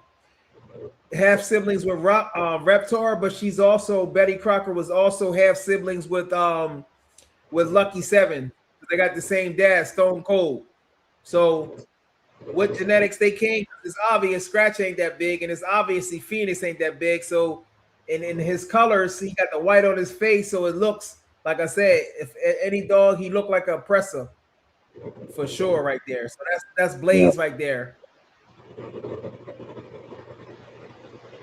Oh, you said your dogs go wherever you go? Yeah. Yeah, I read that comment earlier. I'm not gonna make it out to no annual American Sentinel event either. I'm not gonna have anybody to take care of my dog. Yeah, that's what I'm saying. That's the only thing for the distance too, because like, yeah, that's kind of once you get a place. If it was like 5 hours away, then if he was like I said, like Phoenix or something, 4 or 5. Because Phoenix, that's even cool. I've been to Phoenix. Well, I've been to Vegas once, and I've been to Phoenix. I never been to LA at all. Um, so yeah, let me bring up some. Let me try to find a picture of Bumper and Jazz female. She looked great. Let me see if I can find this for y'all. I forget her name. It's my man Kiwan. I think he sent me. Let me see something. Let me see if I can find it. She nice too, bro. She foreign. Let me see. Let me see if I can find her. It was off the crazy litter. Off the crazy litter. Man, let me see if I can find this. Okay. Nah, he didn't send me. Let me go to the Facebook. I think he put it once in the Facebook thing because I just wanted y'all to see how his female looked. She wasn't big like Lady Smith or nothing. Because remember the Scratch and Jazz litter was done a year prior. That's how you got Nala, and she over 90 pounds, and then you got Bumper, who's he's saying maybe a few pounds bigger, but then you know she wasn't as big. So let me see.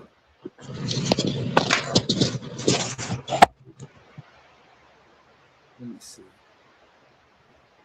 I like to say I specialize in rhyming. You recognize in time. Let me see, man.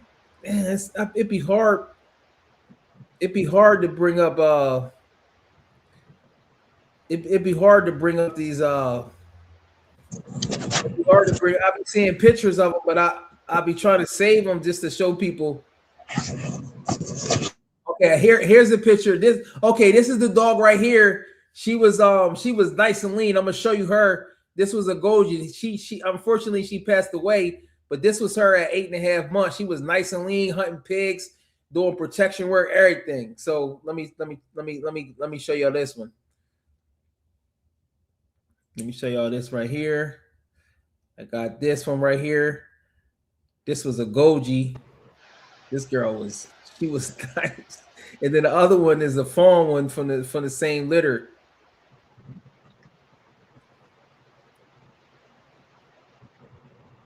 Here.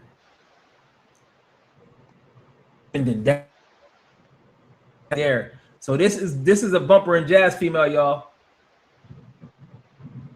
What? Why didn't he show? Why is it?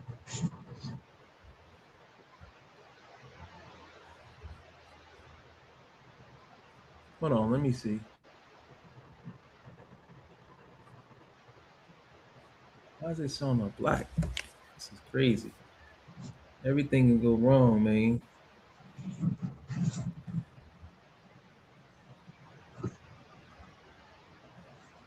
Let me see something again.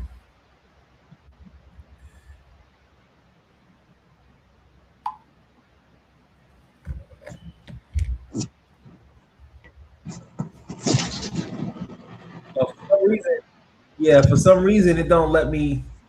Yeah, I get back to it. So this was a female off of Bumper and Jazz. Like I said, she real lean. She was nice and lean, nice and everything. So let me see something. Let me see if I can do it. So what other advice would you give to potential American Sentinel owner? That's Rebel right there. What's up, Rebel? She ready to go on her walk. Yeah. What advice would you give to potential owners of American Sentinel? Oh man, just make sure you're ready for the challenge. Give them the time and the devotion that they need. They're smart dogs. They'll pick up on your lifestyle and your routine pretty quickly. You just gotta, spend that time and then, understand what you're getting. You're getting a protection dog and a prey-driven animal. So, you can't be surprised when those genetics come out. You know, like I said, I don't even train my dogs, but they both seem, you know, to be fully activated anytime, you know, somebody's at the door or I'm on the walk. So just, you know, just kind of know what you get. And the best thing I would do is say, talk with Lee and tell him what you're looking for, and he'll be able to point you in the right direction. That's what he did with Rebel Girl, and I'm just so glad that I got her first, because you know she was everything that I needed at the time. It's for protection and what I was looking for.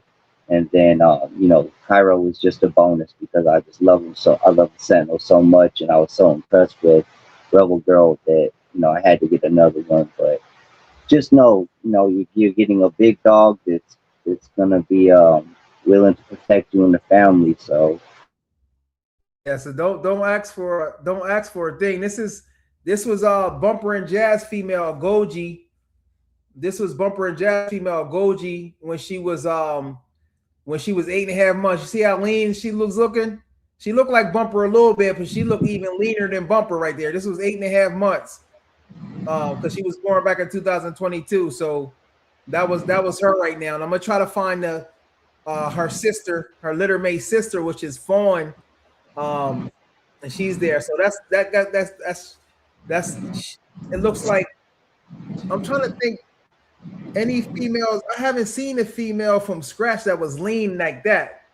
I'm trying to think. Somebody correct me in the audience if y'all seen a scratch female that was lean like her, because she nice and lean. She looked like she could jump a 7-foot fence. You know what I'm saying? Bumper and Jazz girl. Let me see if I can still find her updated picture of her. Let me see. You said the Fury, yeah, she's pregnant. I believe she's pregnant. I believe so. Well, that's what they said on. Yeah, I believe so. Yeah, you're right about that. That vacation. Lee said he have a Sentinel thing. Halo. How is their appetites? Is their appetites the same or? yeah. I mean, I feed Cairo a little bit more because Rebel carries the weight a little bit different, and plus, since he's kind of a natural conditioner, you know, because Cairo stays home, he guards the house a lot. Rebel goes with me. She's in the car, you know. She just, as soon as I get the keys, like she hears the keys jingle, or even if she just sees me getting ready in a certain way, she knows, oh no, he's getting ready to leave, you know. And she wants to go with so bad. So she's, you know, she's not always patrolling the yard and the house, but I'm always leaving one Sentinel at home to make sure that you know, the house is protected. Smart. Because the one time that I did take both Sentinels with me, my sister was like, yo, you know, the house was way different. She was like, I need to know when you know, I need to know when the mailman's here. I need to know everything. Like, so yeah. So just guardian, yeah, just being just barking and stuff, just barking, you know. yeah, all that stuff make a difference. People in the neighborhood know. They see the dogs, you know, through the gate, and they already kind of have a reputation just off of, you know, them barking and just being on patrol so much. It's like people in the neighborhood know, like, yo, that guy and his dogs over there, you know, leave him alone. You know, Right. I like, you know, I like to mind my own business. I like when people mind theirs. Don't play So, games. Don't play no yeah. games.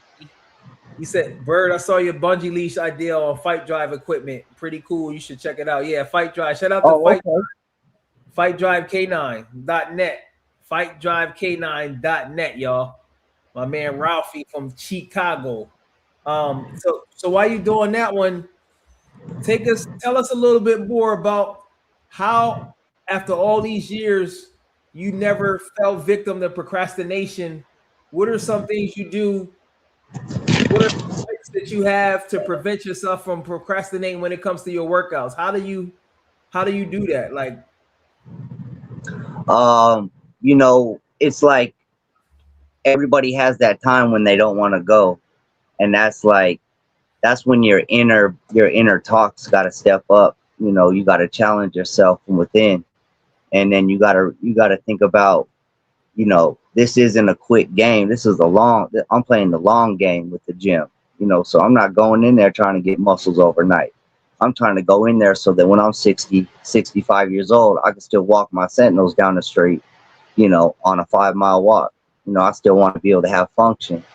So, but all those months, I had like 2 months where I didn't want to go, but I kept going and I kept going. And then I started to see other people started seeing improvements in me. Like, oh, wow, you see, you know, you get muscles, you know, you're looking good. Or, oh, you know, different compliments. And that kind of got me through those 2 months. And then after that, it became such a big part of my routine and my mental health because of just how I felt walking out of the gym. I felt accomplished. I felt ready for the next challenge. I felt like I learned something, and I felt like I did an investment in myself, you know, by going to the gym and taking time for me. And that's when it became a non-negotiable, where it was like, you know what? I know they say you're not supposed to work out every day, but I'm gonna work out every day, you know, and I'm gonna do it my way and whatever. And I just, you know, I love it. You know, it's to the point now where I gotta go. Like I said, today was back day. I was looking forward to it yesterday. I was like, oh, tomorrow's back day. I can't wait. You know, and yeah, I was in there for like 3 hours. I saved the video that you did yesterday just because I knew back day is a long workout and I want to be able to, you know, listen to the video. And that's when I'm at my happiest because I'm listening to dog talk, I'm listening to Sentinel talk, and I'm in the gym working out. And So yeah, when I yeah, that's so you work basically out it. Though. every day, which is like I try to do 3 days a week on that one. So take us through. So you'll do back Monday. When you'll do the chest, like tomorrow, or how do you Yep, decide? You'll yep. do Tomorrow's chest, chest. Wednesday's arms, and then Thursday is shoulders and legs, and then I repeat that. Friday's back, So Saturday chest. you technically getting rested because you just working different days. Yeah, so it's not like you Right, I do. do one. Yeah, Yeah, you do yep, one section. Yeah, so you are resting. You get look exactly. you getting 3 days rest. Right Have you before always I hit done that? that next. Yep. Have you always done workouts that way, or you found out that was the best optimal way for you? No, I've done them all. Like I said, I've been working out, you know, since I was 10. I've been working out in the gym since I was 12 because that was the first time they would let me go into the gym and lift weights. You had to be 12 years old where, you know, in the neighborhood I was in to go work out at the little YMCA. So you had to be 12. So that's when I started. So I've basically done all the splits. And I like this split now because it does work well with going every day. But I used to have a split that I really liked because I had a leg injury. So I only worked out my legs on Sunday. So it was like Sunday was leg day. I only did 1 day a week. And then what I did was Monday was back. Every Monday was back. Every Tuesday was chest. And every Wednesday was arms. And then I would repeat that. I would go back, chest, arms. And then Sunday, you know, that would equal to Sunday. Sunday would be my leg day. But then I started getting kind of bigger up top. And I was like, no, I don't want to be, you know, like, I don't want to be disproportionate in my body. So then I was like, no, I got to add legs in more. So I was able to, you know, add in more leg stuff. But I did have a pretty bad leg injury. So I don't really lift for a lot of weight, but I just lift to make sure that my joints and my bones and my ligaments are, you know, are healthy and intact. Do you do squats or what type of workouts you be doing for I your do legs? squats. I do squats, but I don't do leg press. You know that machine where you sit Wait, down. yeah. Anything that brings my knees really up to my chest, I really can't do because I tore my PCL, my ACL, and my MCL in my knee, and so the stability in my knee when my knee gets really bent really far, there's too much pressure and it just doesn't feel good. So, um, yeah, and I'm a little unbalanced with that leg injury, so my right leg is a little bit stronger. So there's certain exercises where I'll notice that my right side is kicking in more. So right now I'm just kind of like doing a lot of single leg exercises to try to catch my left leg back up to my right. But that's what I love. It's a work in progress. You know, you're always working on something, fixing something, changing your routine up, all that. That's what makes it fun. That's what makes you know, that's what helps your self improvement is by, you know, thinking about these things, and next thing you know, you're just making minor changes because you're just locked in. So if you in Vegas and you need a personal trainer, reach out to me and I'll put you in contact with Bird. Bird to have you right too. Like Bird, that's some strong consistency. Now I'm gonna ask you this: you can only do either or. You can't do both. Okay. To build your chest.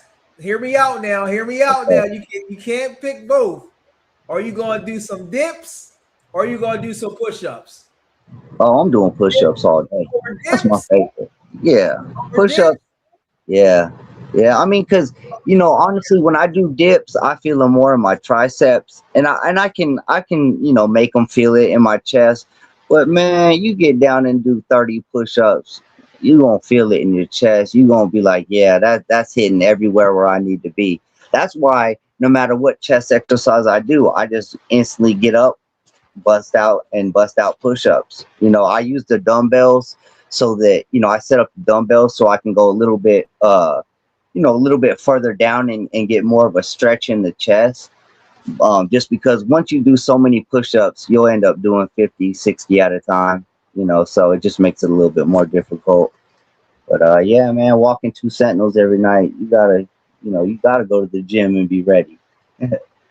Lee, what's up, man? Hey, I see y'all talking about exercise. You got to read my shirt. See, my wife bought me this shirt. That's the father figure. Oh, there you go. It's It's not a not a dad dad, bod. it's a father figure. It's a bod. That's funny.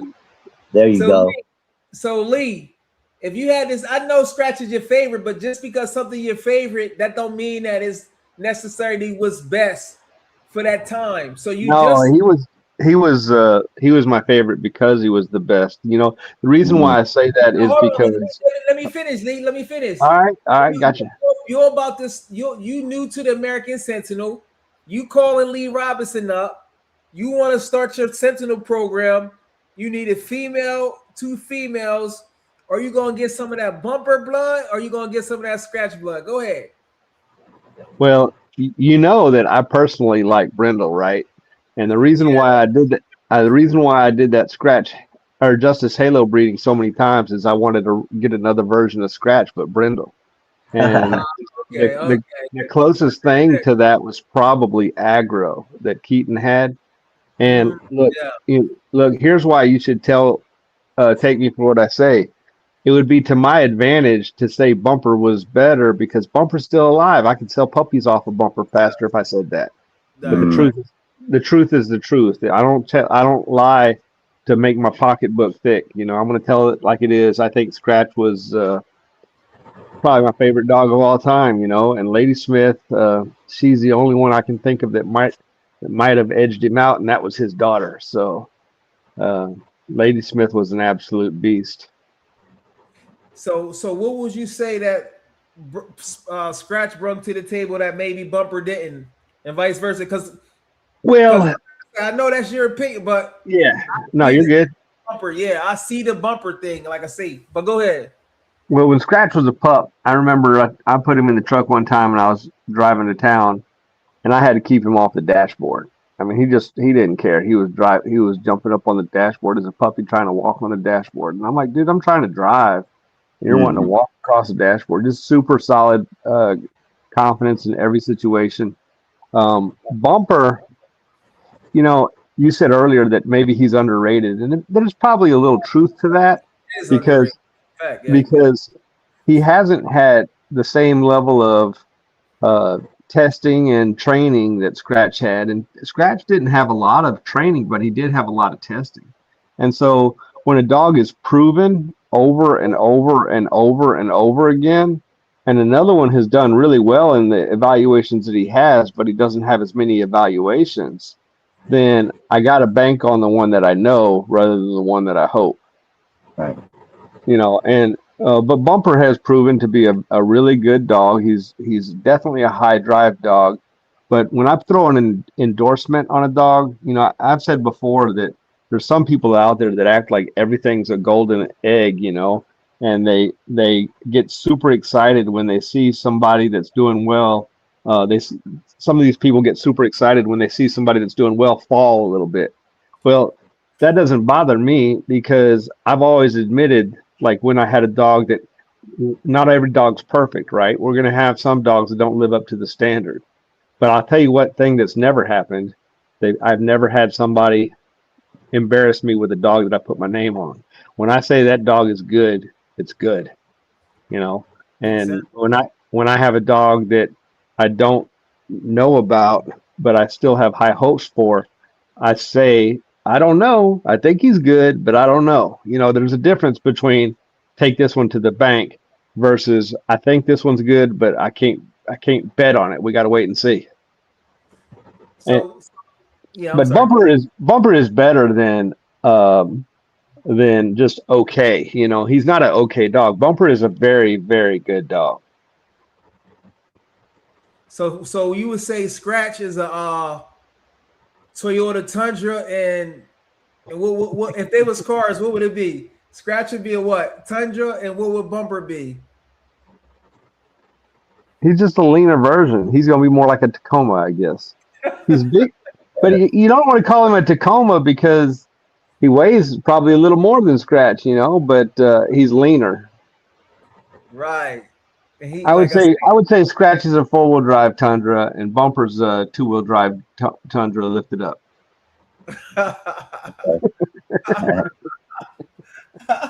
Don't treat my boy Bumper like Lucky 7. Come on, man. Like I said, Bumper has got like Bumper's a good dog. Bumper's a real. He's a really good dog. Bumper's a really good dog. You see the guy? I'm sorry, I'm gonna cut you off. Oh, let me think. Do you know who Makita is? Yeah. All right. So Makita and Bumper were side by side, and my neighbor came over to help me move some dirt around the kennels, and he had his tractor up next to the kennel, and Bumper was trying to attack the tractor. And while he was trying to attack the tractor, he had his foot up on Makita's kennel, and Makita jumped up there and grabbed Bumper's foot, and she was biting the crap out of him, and he couldn't pull his foot down. He hardly didn't even notice it because he was trying to get the tractor. And then when he finally did realize it, he didn't even respond to the pain. He responded more to, why can't I pull my foot down? And I had to run around and get Makita off his foot. And then when we got Makita off his foot, because, I have those perimeters where they can't see each other. Right. But with him jumping up, he's putting his foot up there and she's jumping up and she actually got his foot. And I ran around and got her off his foot. And after I got her off his foot, the pain tolerance is so high, he would run around like nothing happened. Wow. It's just they're very, very tough animals. Scratch is very tough. Bumper's very tough. Aggro was an absolute beast. Keaton tells me all the time that Aggro was the best hog catch dog that he's ever seen. Wow. Would you say Bumper had more prey drive than Scratch, or was about even? I would not say any dog that I've got had more prey drive than Scratch. I think that's what killed him. When we had that cold weather, I think he literally worked himself to death and froze his lungs. That's what I think would happen. He had his feet were messed up and his lungs were messed up because they were going crazy all night long. I don't know what made them go nuts, but something was out there, whether it was deer or rabbits or armadillo or squirrel. It wasn't squirrel because they're not nocturnal, but deer are nocturnal, armadillo's nocturnal, fox is nocturnal. I mean, I don't know. Bobcat could have been out there. I don't know. Something was coming around and lingering. We've had all kinds of animals out here before in the past, and I recently cleared out that area where I'm going to put that canine building. And we were seeing deer tracks out there almost every night. So, which is kind of weird, but you wouldn't think you'd see all those deer, but I guess they get acclimated to the dogs knowing that the dogs can't get them. Yeah. So, hey, Lee, are you able to explain, like, you being a geneticist, why Scratch be producing females that be so big? I think, is that really, you ever heard of what's called a self-fulfilling prophecy? Yeah, that's what I'm trying to figure out. Is it just me thinking I wonder if that's you thinking that, because Scratch has been bred so much that he's had a few big dogs and you remember them because they were big. Bumper has not been bred that many times. He's been bred, but not as many times as Scratch. The reason why for that, and I need to try something with Bumper. I need to try upping his feed because he he's lean, but he eats everything I give him, and I give him more food than some, but I've never tried to fatten him up and see what really happens to him. So I think I'm going to try that. I don't want to make him fat by any means. I don't like a fat dog, but let's see if maybe he just needs more weight than your typical dog that size. He might end up being that 96, 98 pound dog. Let me try it and see. I'm going to give him some steak, or not steak, hamburger meat and egg and dog food and chicken, and we'll see what happens to his body weight to see if he puts it on in muscle or if he puts it on in gut. Because if he puts it on in gut, then I don't need to feed him more. But if he puts it on in muscle mass, we'll see what happens. Yeah, each dog is different. Shout out to Adam because I'm up late. I appreciate that, man. I appreciate your super chats, man. Like I said, you're the first person that did it. Hopefully, you won't be the last. Yeah, that video I uploaded, I had to take it down. I left out 10 Sentinels in that video. I forgot to go back in the kennels and talk about the. Yeah, I seen the way it ended. Because we had looked at it. I seen the way. Yeah, I recorded it twice. The first time I did everything, but then I realized I left out some information. So the second time I put in more information in the intro, and then I went and walked out of the kennels. I forgot to go back in there and talk about the Sentinels. So I had 10 Sentinels that I needed to add. So I did that second part tonight or this evening, and I'm going to add it to the first part. So I took it off of YouTube so a bunch of people wouldn't watch it, with it incomplete, because if they see it incomplete, then they're not going to watch the rest of it later. So I went ahead and pulled it down. I'm going to make the connection of the two videos together to make one single video and then put it back up tomorrow. Rebel girl, what's up? So Lee, I asked you about the production because I haven't seen Scratch is like the only stud I've seen recently where the females was over like big. That's why I'm asking you as well too. It's not just compared to Bumper. It's a good observation. My female that I've got off of Scratch and Hair Trigger that I'm raising up right now, she's not big, but she's got good size. She's not small, that's for sure. Now, I've seen that happen before where I've had, like, I'll tell you, Makita was big for her age, and then when she got to like 7 months or so, she just stopped growing, and I was like, man, that sucks, because she was just as big at 7 months as she is now, and I thought, man, that's going to be a big girl. So she had a fast rate of growth, but just stopped growing, and I was like, man, that sucks, because she's a nice dog, and she's an underrated dog. One of the things I can say is breeders or owners know their dogs really better than anybody else, because we get to see things out of these dogs that other people don't get to see just by living with them. Not everything's on a training field, and we think that so much is on the training field, but then there's other aspects of where you can see confidence and engagement and things like that may not even be on a training field. When somebody drives up your driveway at night and the dogs are going nuts trying to get to the car, somebody might say, well, that's huff and puff and bluff. Well, when you have a pretty good eye, you can kind of tell when it's not huff and puff and bluff, and I'm being humble here because I don't like to say you can tell. A good eye can tell, and a rookie eye thinks they can tell. And what's the difference is knowledge and experience. Some people, sometimes you can tell, and sometimes some people can't tell, but because it may look very similar, but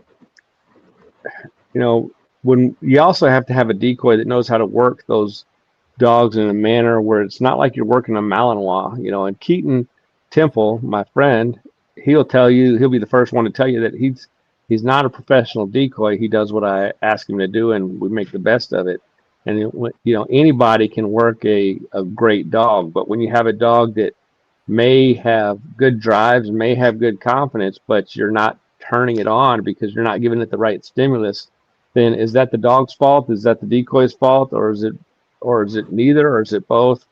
It can be hard to say. I remember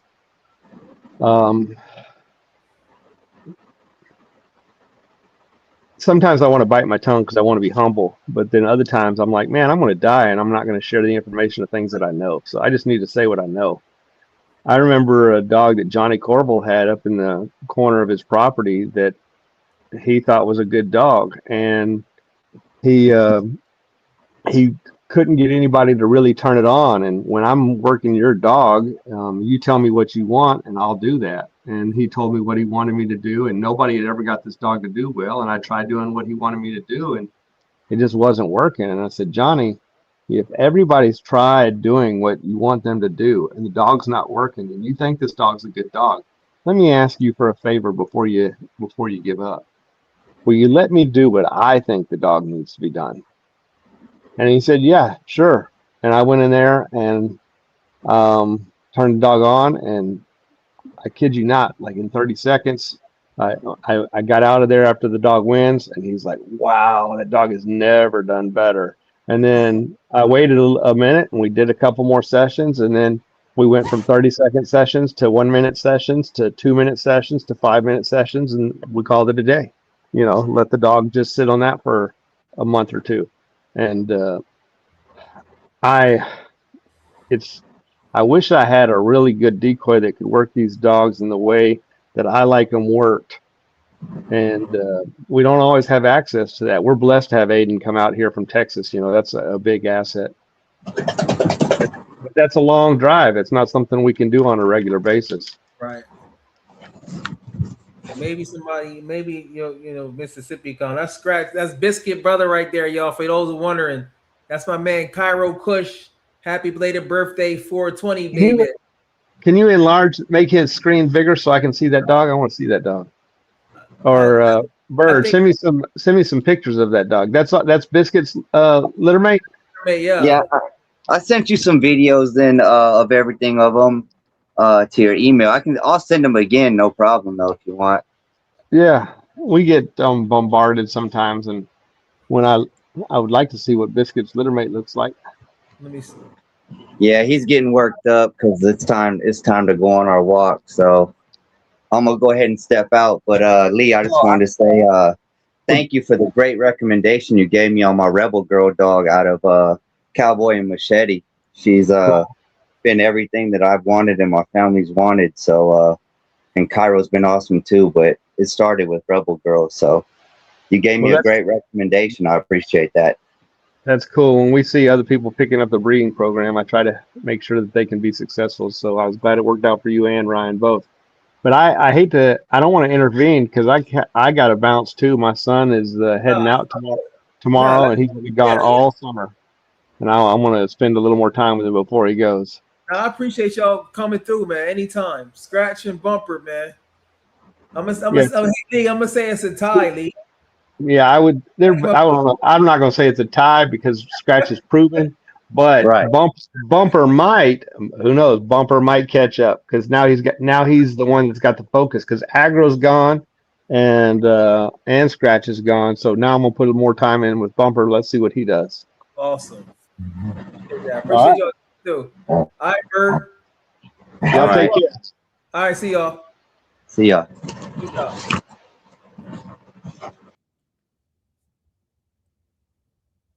Yeah, so that was so Lee came through. Appreciate that right there. Hold on, let me make this a little bit smaller.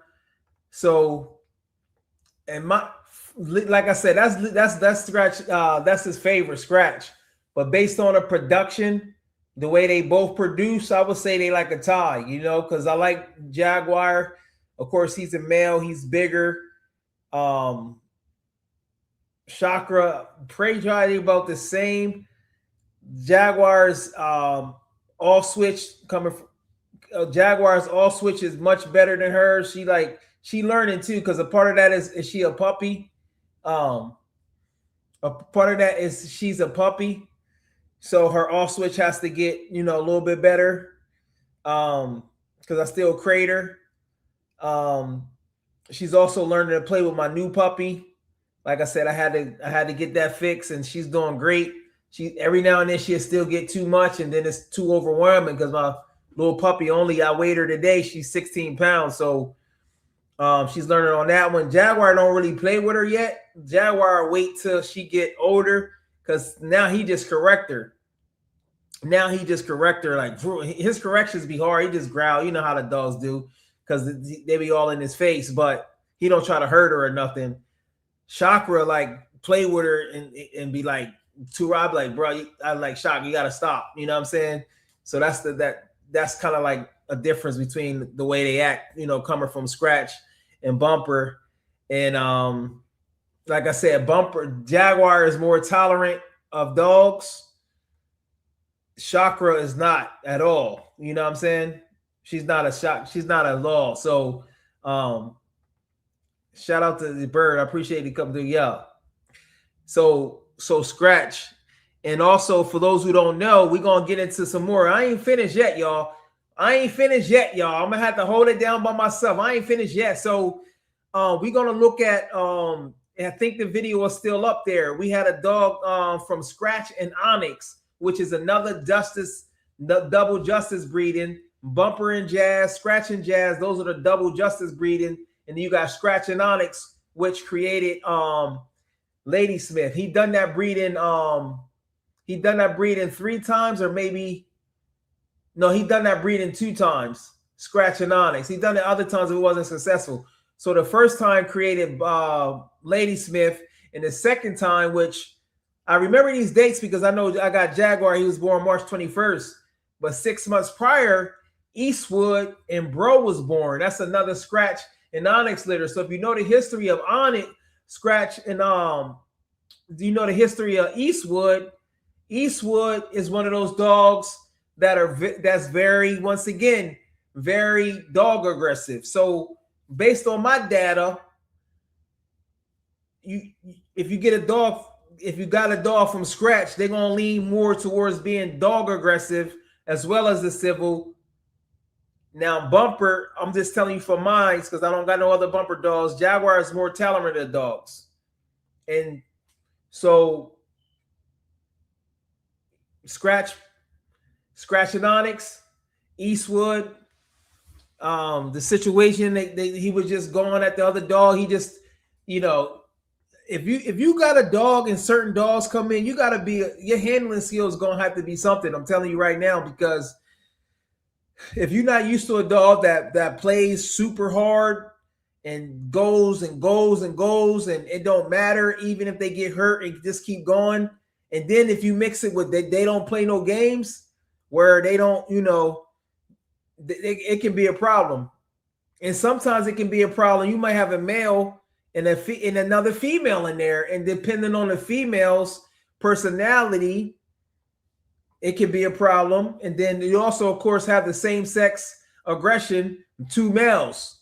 So that's why it's very important to make sure you know how to handle your dogs. And we're not talking about being a tyrant and abusive, but you also cannot be no weak person that say, oh, I want to hurt their feelings. You're going to need a correction. Like I had to correct I had to tell her stop. Like she was gone. You know what I'm saying? So that Scratch blood, like I said, the Scratch blood is like, they not playing with no they not playing with no other dogs like that. You know what I'm saying? So that's something you want to keep in mind. Gav, what's up, Gav? Shout out to my man Gavin. Bumper and Nova happen. You know what? I haven't even thought about that one. Yeah, we got to keep. You know what? You know what, Gav? I haven't even thought of that one. Bumper and Nova, because Slim and Nova is looking nice. I know 2 females. Lee's dog, he said it's nice, and then my man Twan shout out to Twan up in South Carolina. He got a fawn female. She nice. He been working her, and they don't turn a year into June to next month. But that's a good one right there. We got to get Bumper, like I said, rest in peace to Scratch, but you still got Bumper, and you got Bumper that's producing on a level of Scratch. So why not put that boy Bumper up in the front lines like that? You know what I'm saying? Why not? Yeah, I appreciate you, man. For sure. You're welcome anytime, man. Shout out to my man Bird. Frankie. Let me think about it. So you said Scratch and hair trigger, but Frank, yeah. Let me see. You know what? You right, Gavin. Yeah. You right, Gavin. Yeah. Yup. You got it. You got it. That's why I appreciate y'all, bro. Because if I can't think of something, y'all be like reminding me. I haven't even thought of that breeding right there.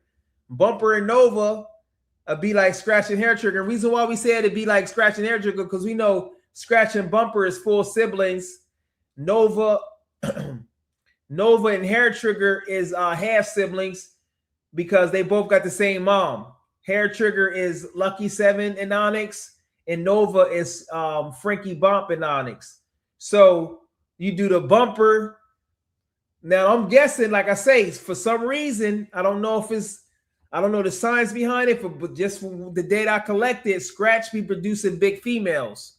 Now we know that Hair Trigger is bigger than Nova. She probably about 10, 15 pounds bigger because Lucky 7 is bigger than Frankie. So I'm guessing Bumper, Nova, the puppies, if you get a female in the 80s, I would love to see because I haven't seen a big Bumper female like that. You know what I mean? I gotta find my man Kiwan. He got the Bumper and Jazz. I think he said she like 70 something, but he got her looking spectacular, bro. She like lean, like she looking amazing. I wish I could find. I wish there was a way how they do TikTok where you can leave comments and leave a picture. You right? Yeah, that's right. Yeah, that's right. Yeah, okay, yeah, that's right. I forgot too. Yeah, Lee. Yeah, he got aggro bred to Nova. Yeah, that's right. I think you done that twice too, right? Yeah, that was. So they already happened right there. Yeah. So you got to bring them out, Lee. Come on, man. You got to bring them out. You hiding information, bro. You got to at least give me a sneak peek, and I signed an NDA agreement. I won't say nothing. I just want to see, like, because that's gonna be because for those who don't know, Aggro was their full sibling. He was like doing a phenom on the hunting dogs. Yeah. Tell Keaton to release that thing. Yeah, because I ain't gonna front though. When I seen that litter, I think they was born. I think Aggro and Nova was born at the end of the year last year, and they had puppies available. I was like, whoa, these puppies are serious. And it was like a male and female. And before you know it, they was gone.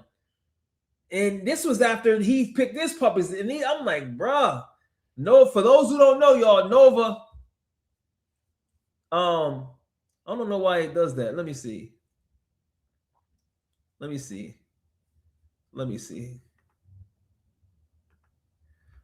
For some reason, it be blocking my camera out. I don't know why it does that. But yeah, I'm still here, y'all. Let me see. Yeah, so for Nova, so Nova, right? I was like, man, these puppies look nice, and I always wanted to do it. I'll be wanting to see how all of them do, like, you know what I'm saying? So Aggro, that would be like Bumper Nova, and so now you got to repeat that breeding, Lee. You gotta if it's fire like that, you got to do the Bumper and Novas. Rest in peace to Aggro. You got to do that one again. Let me see.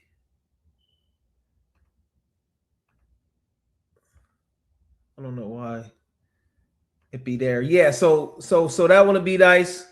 And what else we got coming up? So scratches, let's see. Oh yeah, so Lee, they wanted to send me a picture, Lee. I want to see that, man. Yeah, Lee, you gotta listen. Don't let my boy Bumper shine, man. Yeah, I want to see that. And so no more Scratch. For those who don't know, I'm saying rest in peace because Scratch unfortunately passed away not too long ago. Aggro passed away. And now you just the male, besides my man in the group right there that got Hannibal, he got a Justin the Halo blood that's like we say an anomaly, 118 pounds. Bumper is the last one as far as what's breeding right now. So I like to see Bumper. Lee, I forgot to ask you. That was going to be my next question too. I was going to ask you how did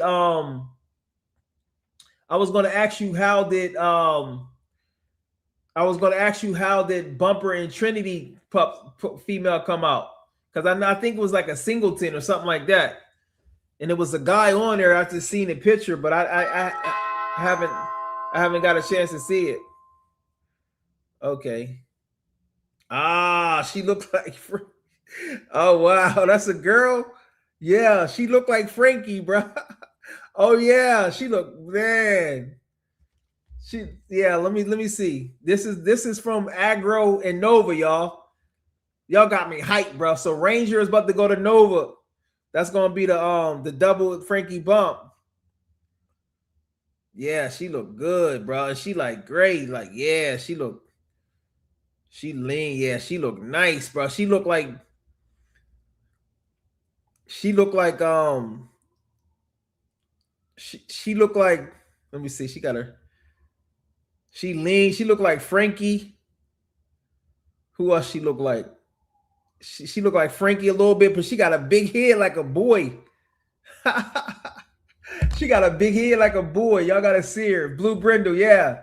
She different. You can share. Okay, let me show you her. This is from Aggro and let me send it. Let me get it so y'all can see. Let me see how it's for Nova. Onyx be producing, bro. Let me see. Sometimes when I download stuff, it don't really be. Let me see. This is a sneak peek, y'all. This is a sneak peek. Okay, here we go.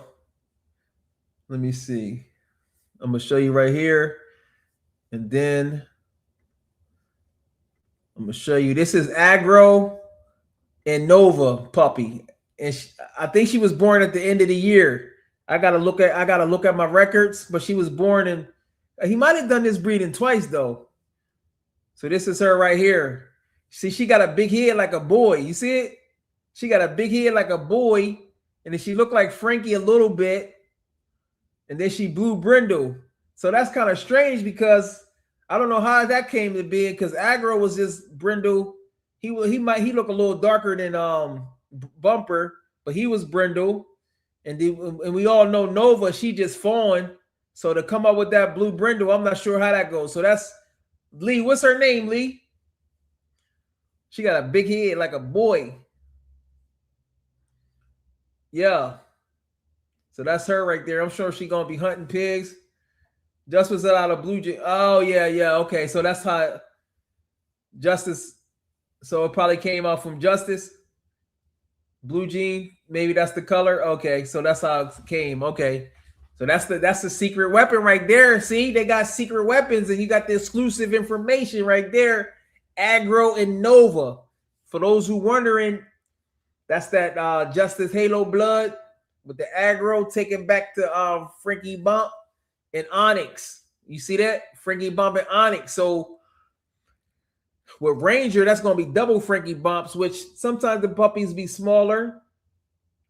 From Rex, I'm just going by what Rex is.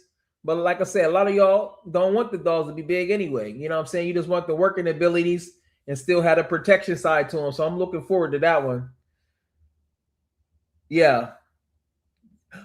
Oh, that is a double. Yeah, that is a double Justice breeding. Yep, you're right. That is a double Justice breeding. Aggro and Nova, because you got Onyx. Yeah. You're right. That's a double Justice breeding. But her head is like this is my first time seeing a female with a big head like that. Which nice. I ain't seen a female like that. So she must be one of those she probably got that lot of that testosterone in her. She looked ready to work. Yeah, honest mother. Yup.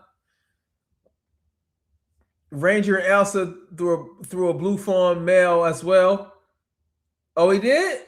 I don't remember that one. B, you like a historian. You gotta beat Klein Bauer. You gotta join us one day. You like, yo, bro. You like a historian, bro. So you'll make good as a you'll be able to give out some information, because like I say, I don't remember that one. Cowboy and Machete.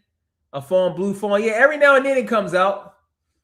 Every now and then it comes out, but it's rare. I've seen besides those we talking about, let me maybe Fury and Voodoo maybe had one. Yeah, I don't really see it like that. So there, that's the secret weapon. That's the secret weapon.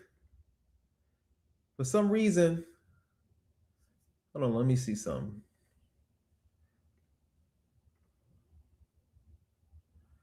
Let me see. Okay, there we go. Yeah, I don't know what's up with that one. So yeah, so that's the secret weapon coming out. What else? Before I wanted to leave, I want to make sure I have everything because I'm gonna be back. I'm gonna be back later this week. I might do another showdown: Ranger versus Cobalt, Battle with the Brothers, Ranger versus Cobalt. I might do that one next, or if there's any other one you want me to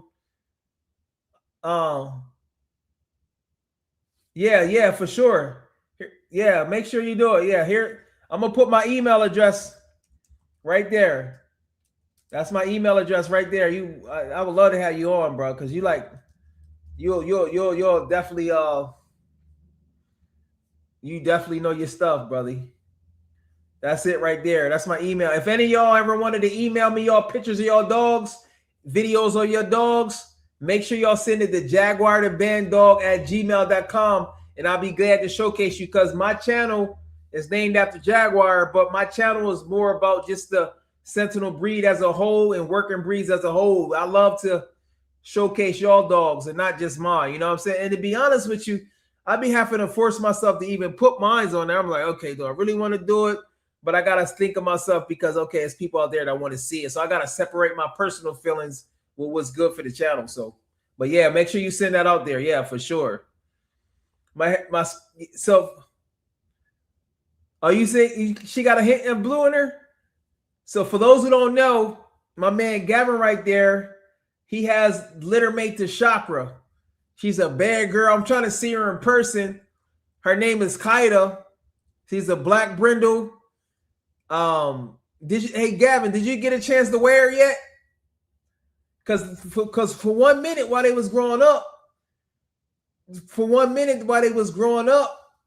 I was like, she was bigger than Chakra, but then I was like, oh no, like, because sometimes like some weights are hard to see in person. Sometimes they be bigger and smaller, but I'm thinking she about 80 pounds. You said Sentinel versus APBT? Yeah, that'll be a good one. But I gotta have some people on there that know the APBT. I'm trying to get my man Andrew on there. He got a puppy from he know pit bulls and he be breeding them. I gotta see if he can join because he really knows pit bulls, you know. No way, come on, bro. Come on, Gavin, man. Take her to PetSmart.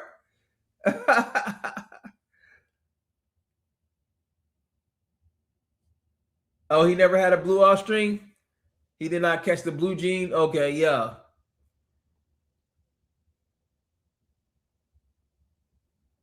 But Gavin just said she got a hint of blue in there. So maybe he did have it, but maybe it wasn't expressed. I don't know. Because Kata is scratching hair trigger. And I'm going to put this up there once again. I'm going to do one more. I really want y'all to see this bumper female. So let me do my research again and try to find out. Let me find out something, man, because I think it's important for y'all to see this female out of Bumper and Jazz. Because like I say, that breeding was on fire. The scratching Phoenix, scratching Jazz, scratching hair trigger is good. You got the new scratching hair triggers. They was done twice. You got the scratching Alex done twice. Who else was scratch taken to? Yeah, let me try to find this, man, so y'all can see. Let me see something. Yes. Let me see something so y'all can see this. That's Big Fury right there. Flat and Jazz. Goji.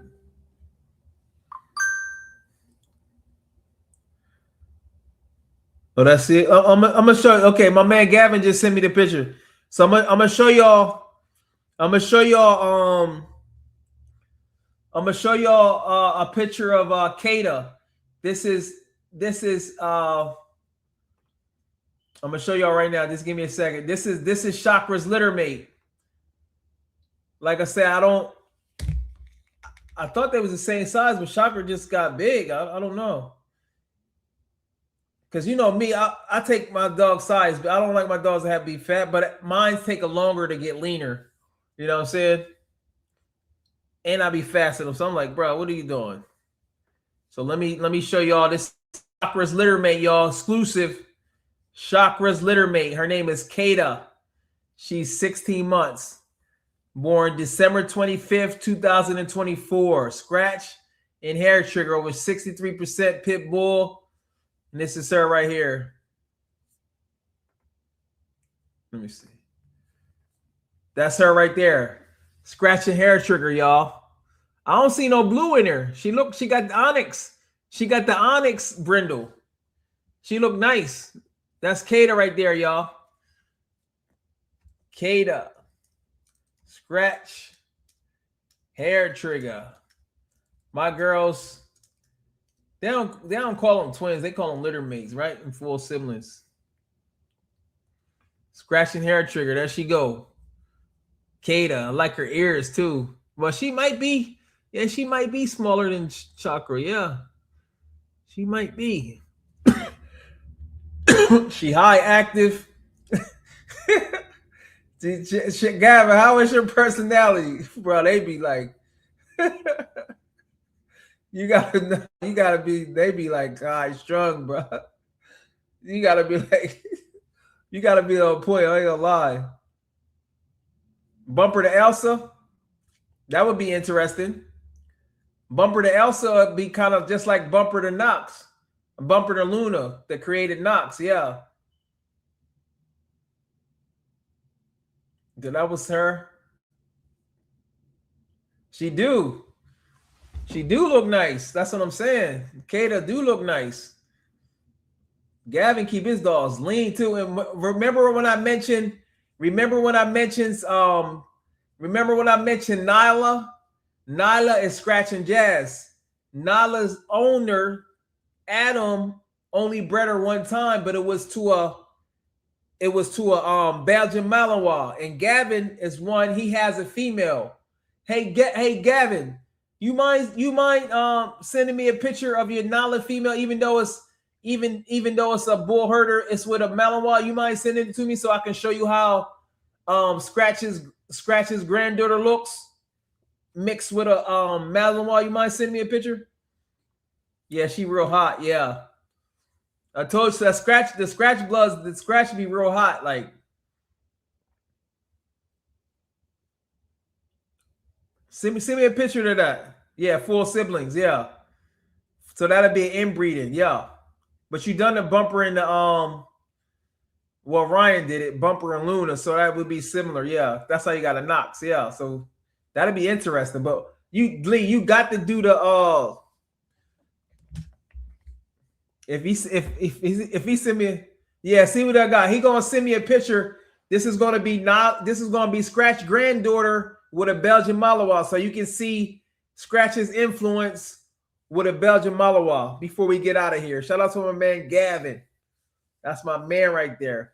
And for those who have a Sentinel and would like to join our exclusive WhatsApp group where we share best practices and just chop it up to try to help each other, I'm gonna put the link in the thing. You feel if you got a Sentinel, if you don't got a Sentinel, you got to already have a deposit on it because we want to make sure the group is people that only have a Sentinel. Okay. If you don't have a Sentinel, make sure you join the Facebook group, group too.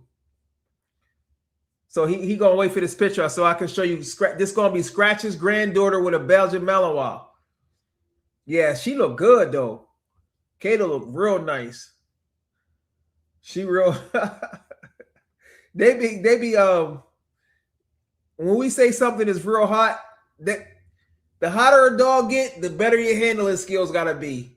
Because if your handling skills is right here, right, and you get like a basic moped and a scooter, you be good. But soon when you get those high-powered motorcycles, that's crazy. If your handling skills ain't this, your handling skills, and then your motorcycle is on some super high-tech stuff, and if your handling skills can't keep up, you're gonna have problems. It's same with dogs. So if the dog, the hotter the dog is, you got to be that much better in handling it. That much better in handling it, because it's like it. If you got a dog like that really don't like another dog, it can be embarrassing sometimes. I'll be honest with you. It'd be embarrassing. Like you can't really walk around them. But if you know how to handle it, you can teach them to be neutral where they don't just be tripping out like that. But if you don't know how to handle it, then your whole life would be like you got to move around, but this is this, and it'd be this, and this, and accident. So the hotter the dog gets, your handling skills got to do it. So you want to your dog hot and your handling skills this way, then scare. If you want to even, or you want your handling skills to always be higher than which the level of the dog is. So I'm gonna see if my man Gavin got a picture of Scratch's granddaughter. This is Nala's daughter with a Belgian Malinois. Then we just gonna get out of here. And later this week, maybe we'll do Onyx. What y'all think I should do next?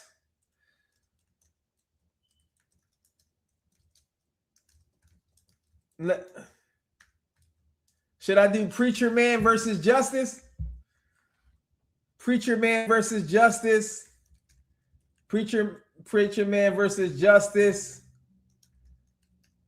Onyx versus Halo. What should I do next?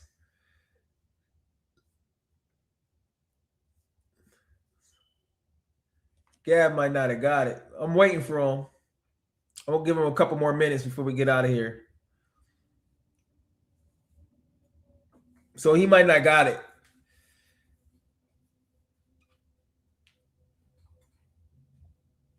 This is like I said, bull herders, Belgian Malinois, and I think actually, come to find out, I think Gavin said she about, because her mom big, Nala big, she like 90 some pounds. Oh wow, that was we gonna need you to join for that one though, bro. Because like I said, you gotta join me. Send me an email. We can do that. I would like you to join me too, because you go way back. You 20 years in the game. You know what I'm saying? I'm like maybe 4 years in the game. You got me like by 16 years. We can do that too. That'll be good. Yeah, that'll be real good, because yeah, we can definitely do that one. I would like you could definitely join me. We can do Preacher Man versus his son. Okay, for sure. Yeah, for sure, man. Yeah.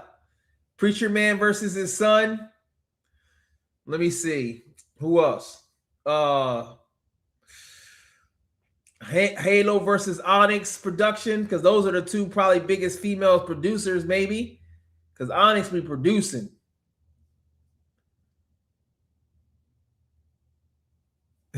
Yeah. Never had a guy walk by as the other to see him heat up and always turn. Yeah. It do be sometimes. Yeah. It be, yeah. That's most people. But some people, like I say, some people, man, some people, their awareness is crazy. You know what I'm saying? Their awareness is crazy when it comes to that. We have to get another picture next time. My man Gavin, I was going to show y'all Scratch's granddaughter off of a Belgian Malinois. I forgot her name is I forgot her name. Man, I forgot her name. But she a big girl too. She much bigger than Scratch. I think she even bigger than her mom too. And she might be bigger than her dad too. I forgot her name because I seen her in person too. I just forgot her name because my man, that's my man Gavin. Like I said, he got Kata But once again, man, just to wrap this up, Bumper and Bumper and Scratch.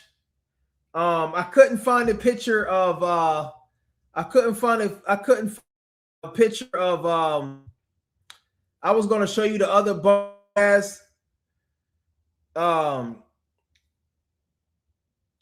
couldn't. I'm kind of disappointed because I couldn't find a picture. I couldn't find a picture of the Bumper female. You know, this is one of those things that as soon as I end the live, the picture might show up. But my man Kyle, he got a puppy from Dolly. He just posted in the group. He's now here we go. He got the picture. Here she go. There she go. This is Scratch. Look, this is Scratch's granddaughter off of a Belgian Malinois. Check her out. She bad. Look, watch. And she was only 13 months. I think she a little older than that now. I think they was born. This was her at 13 months. This is Scratch. She looked like Scratch too, y'all. Watch her. Watch. Check this out. This is Scratch's granddaughter off of Belgian Malinois. Let me see.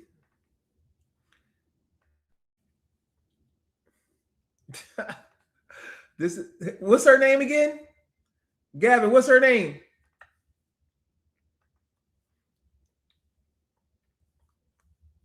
That's Scratch's daughter off of Belgian Malinois, y'all. See her?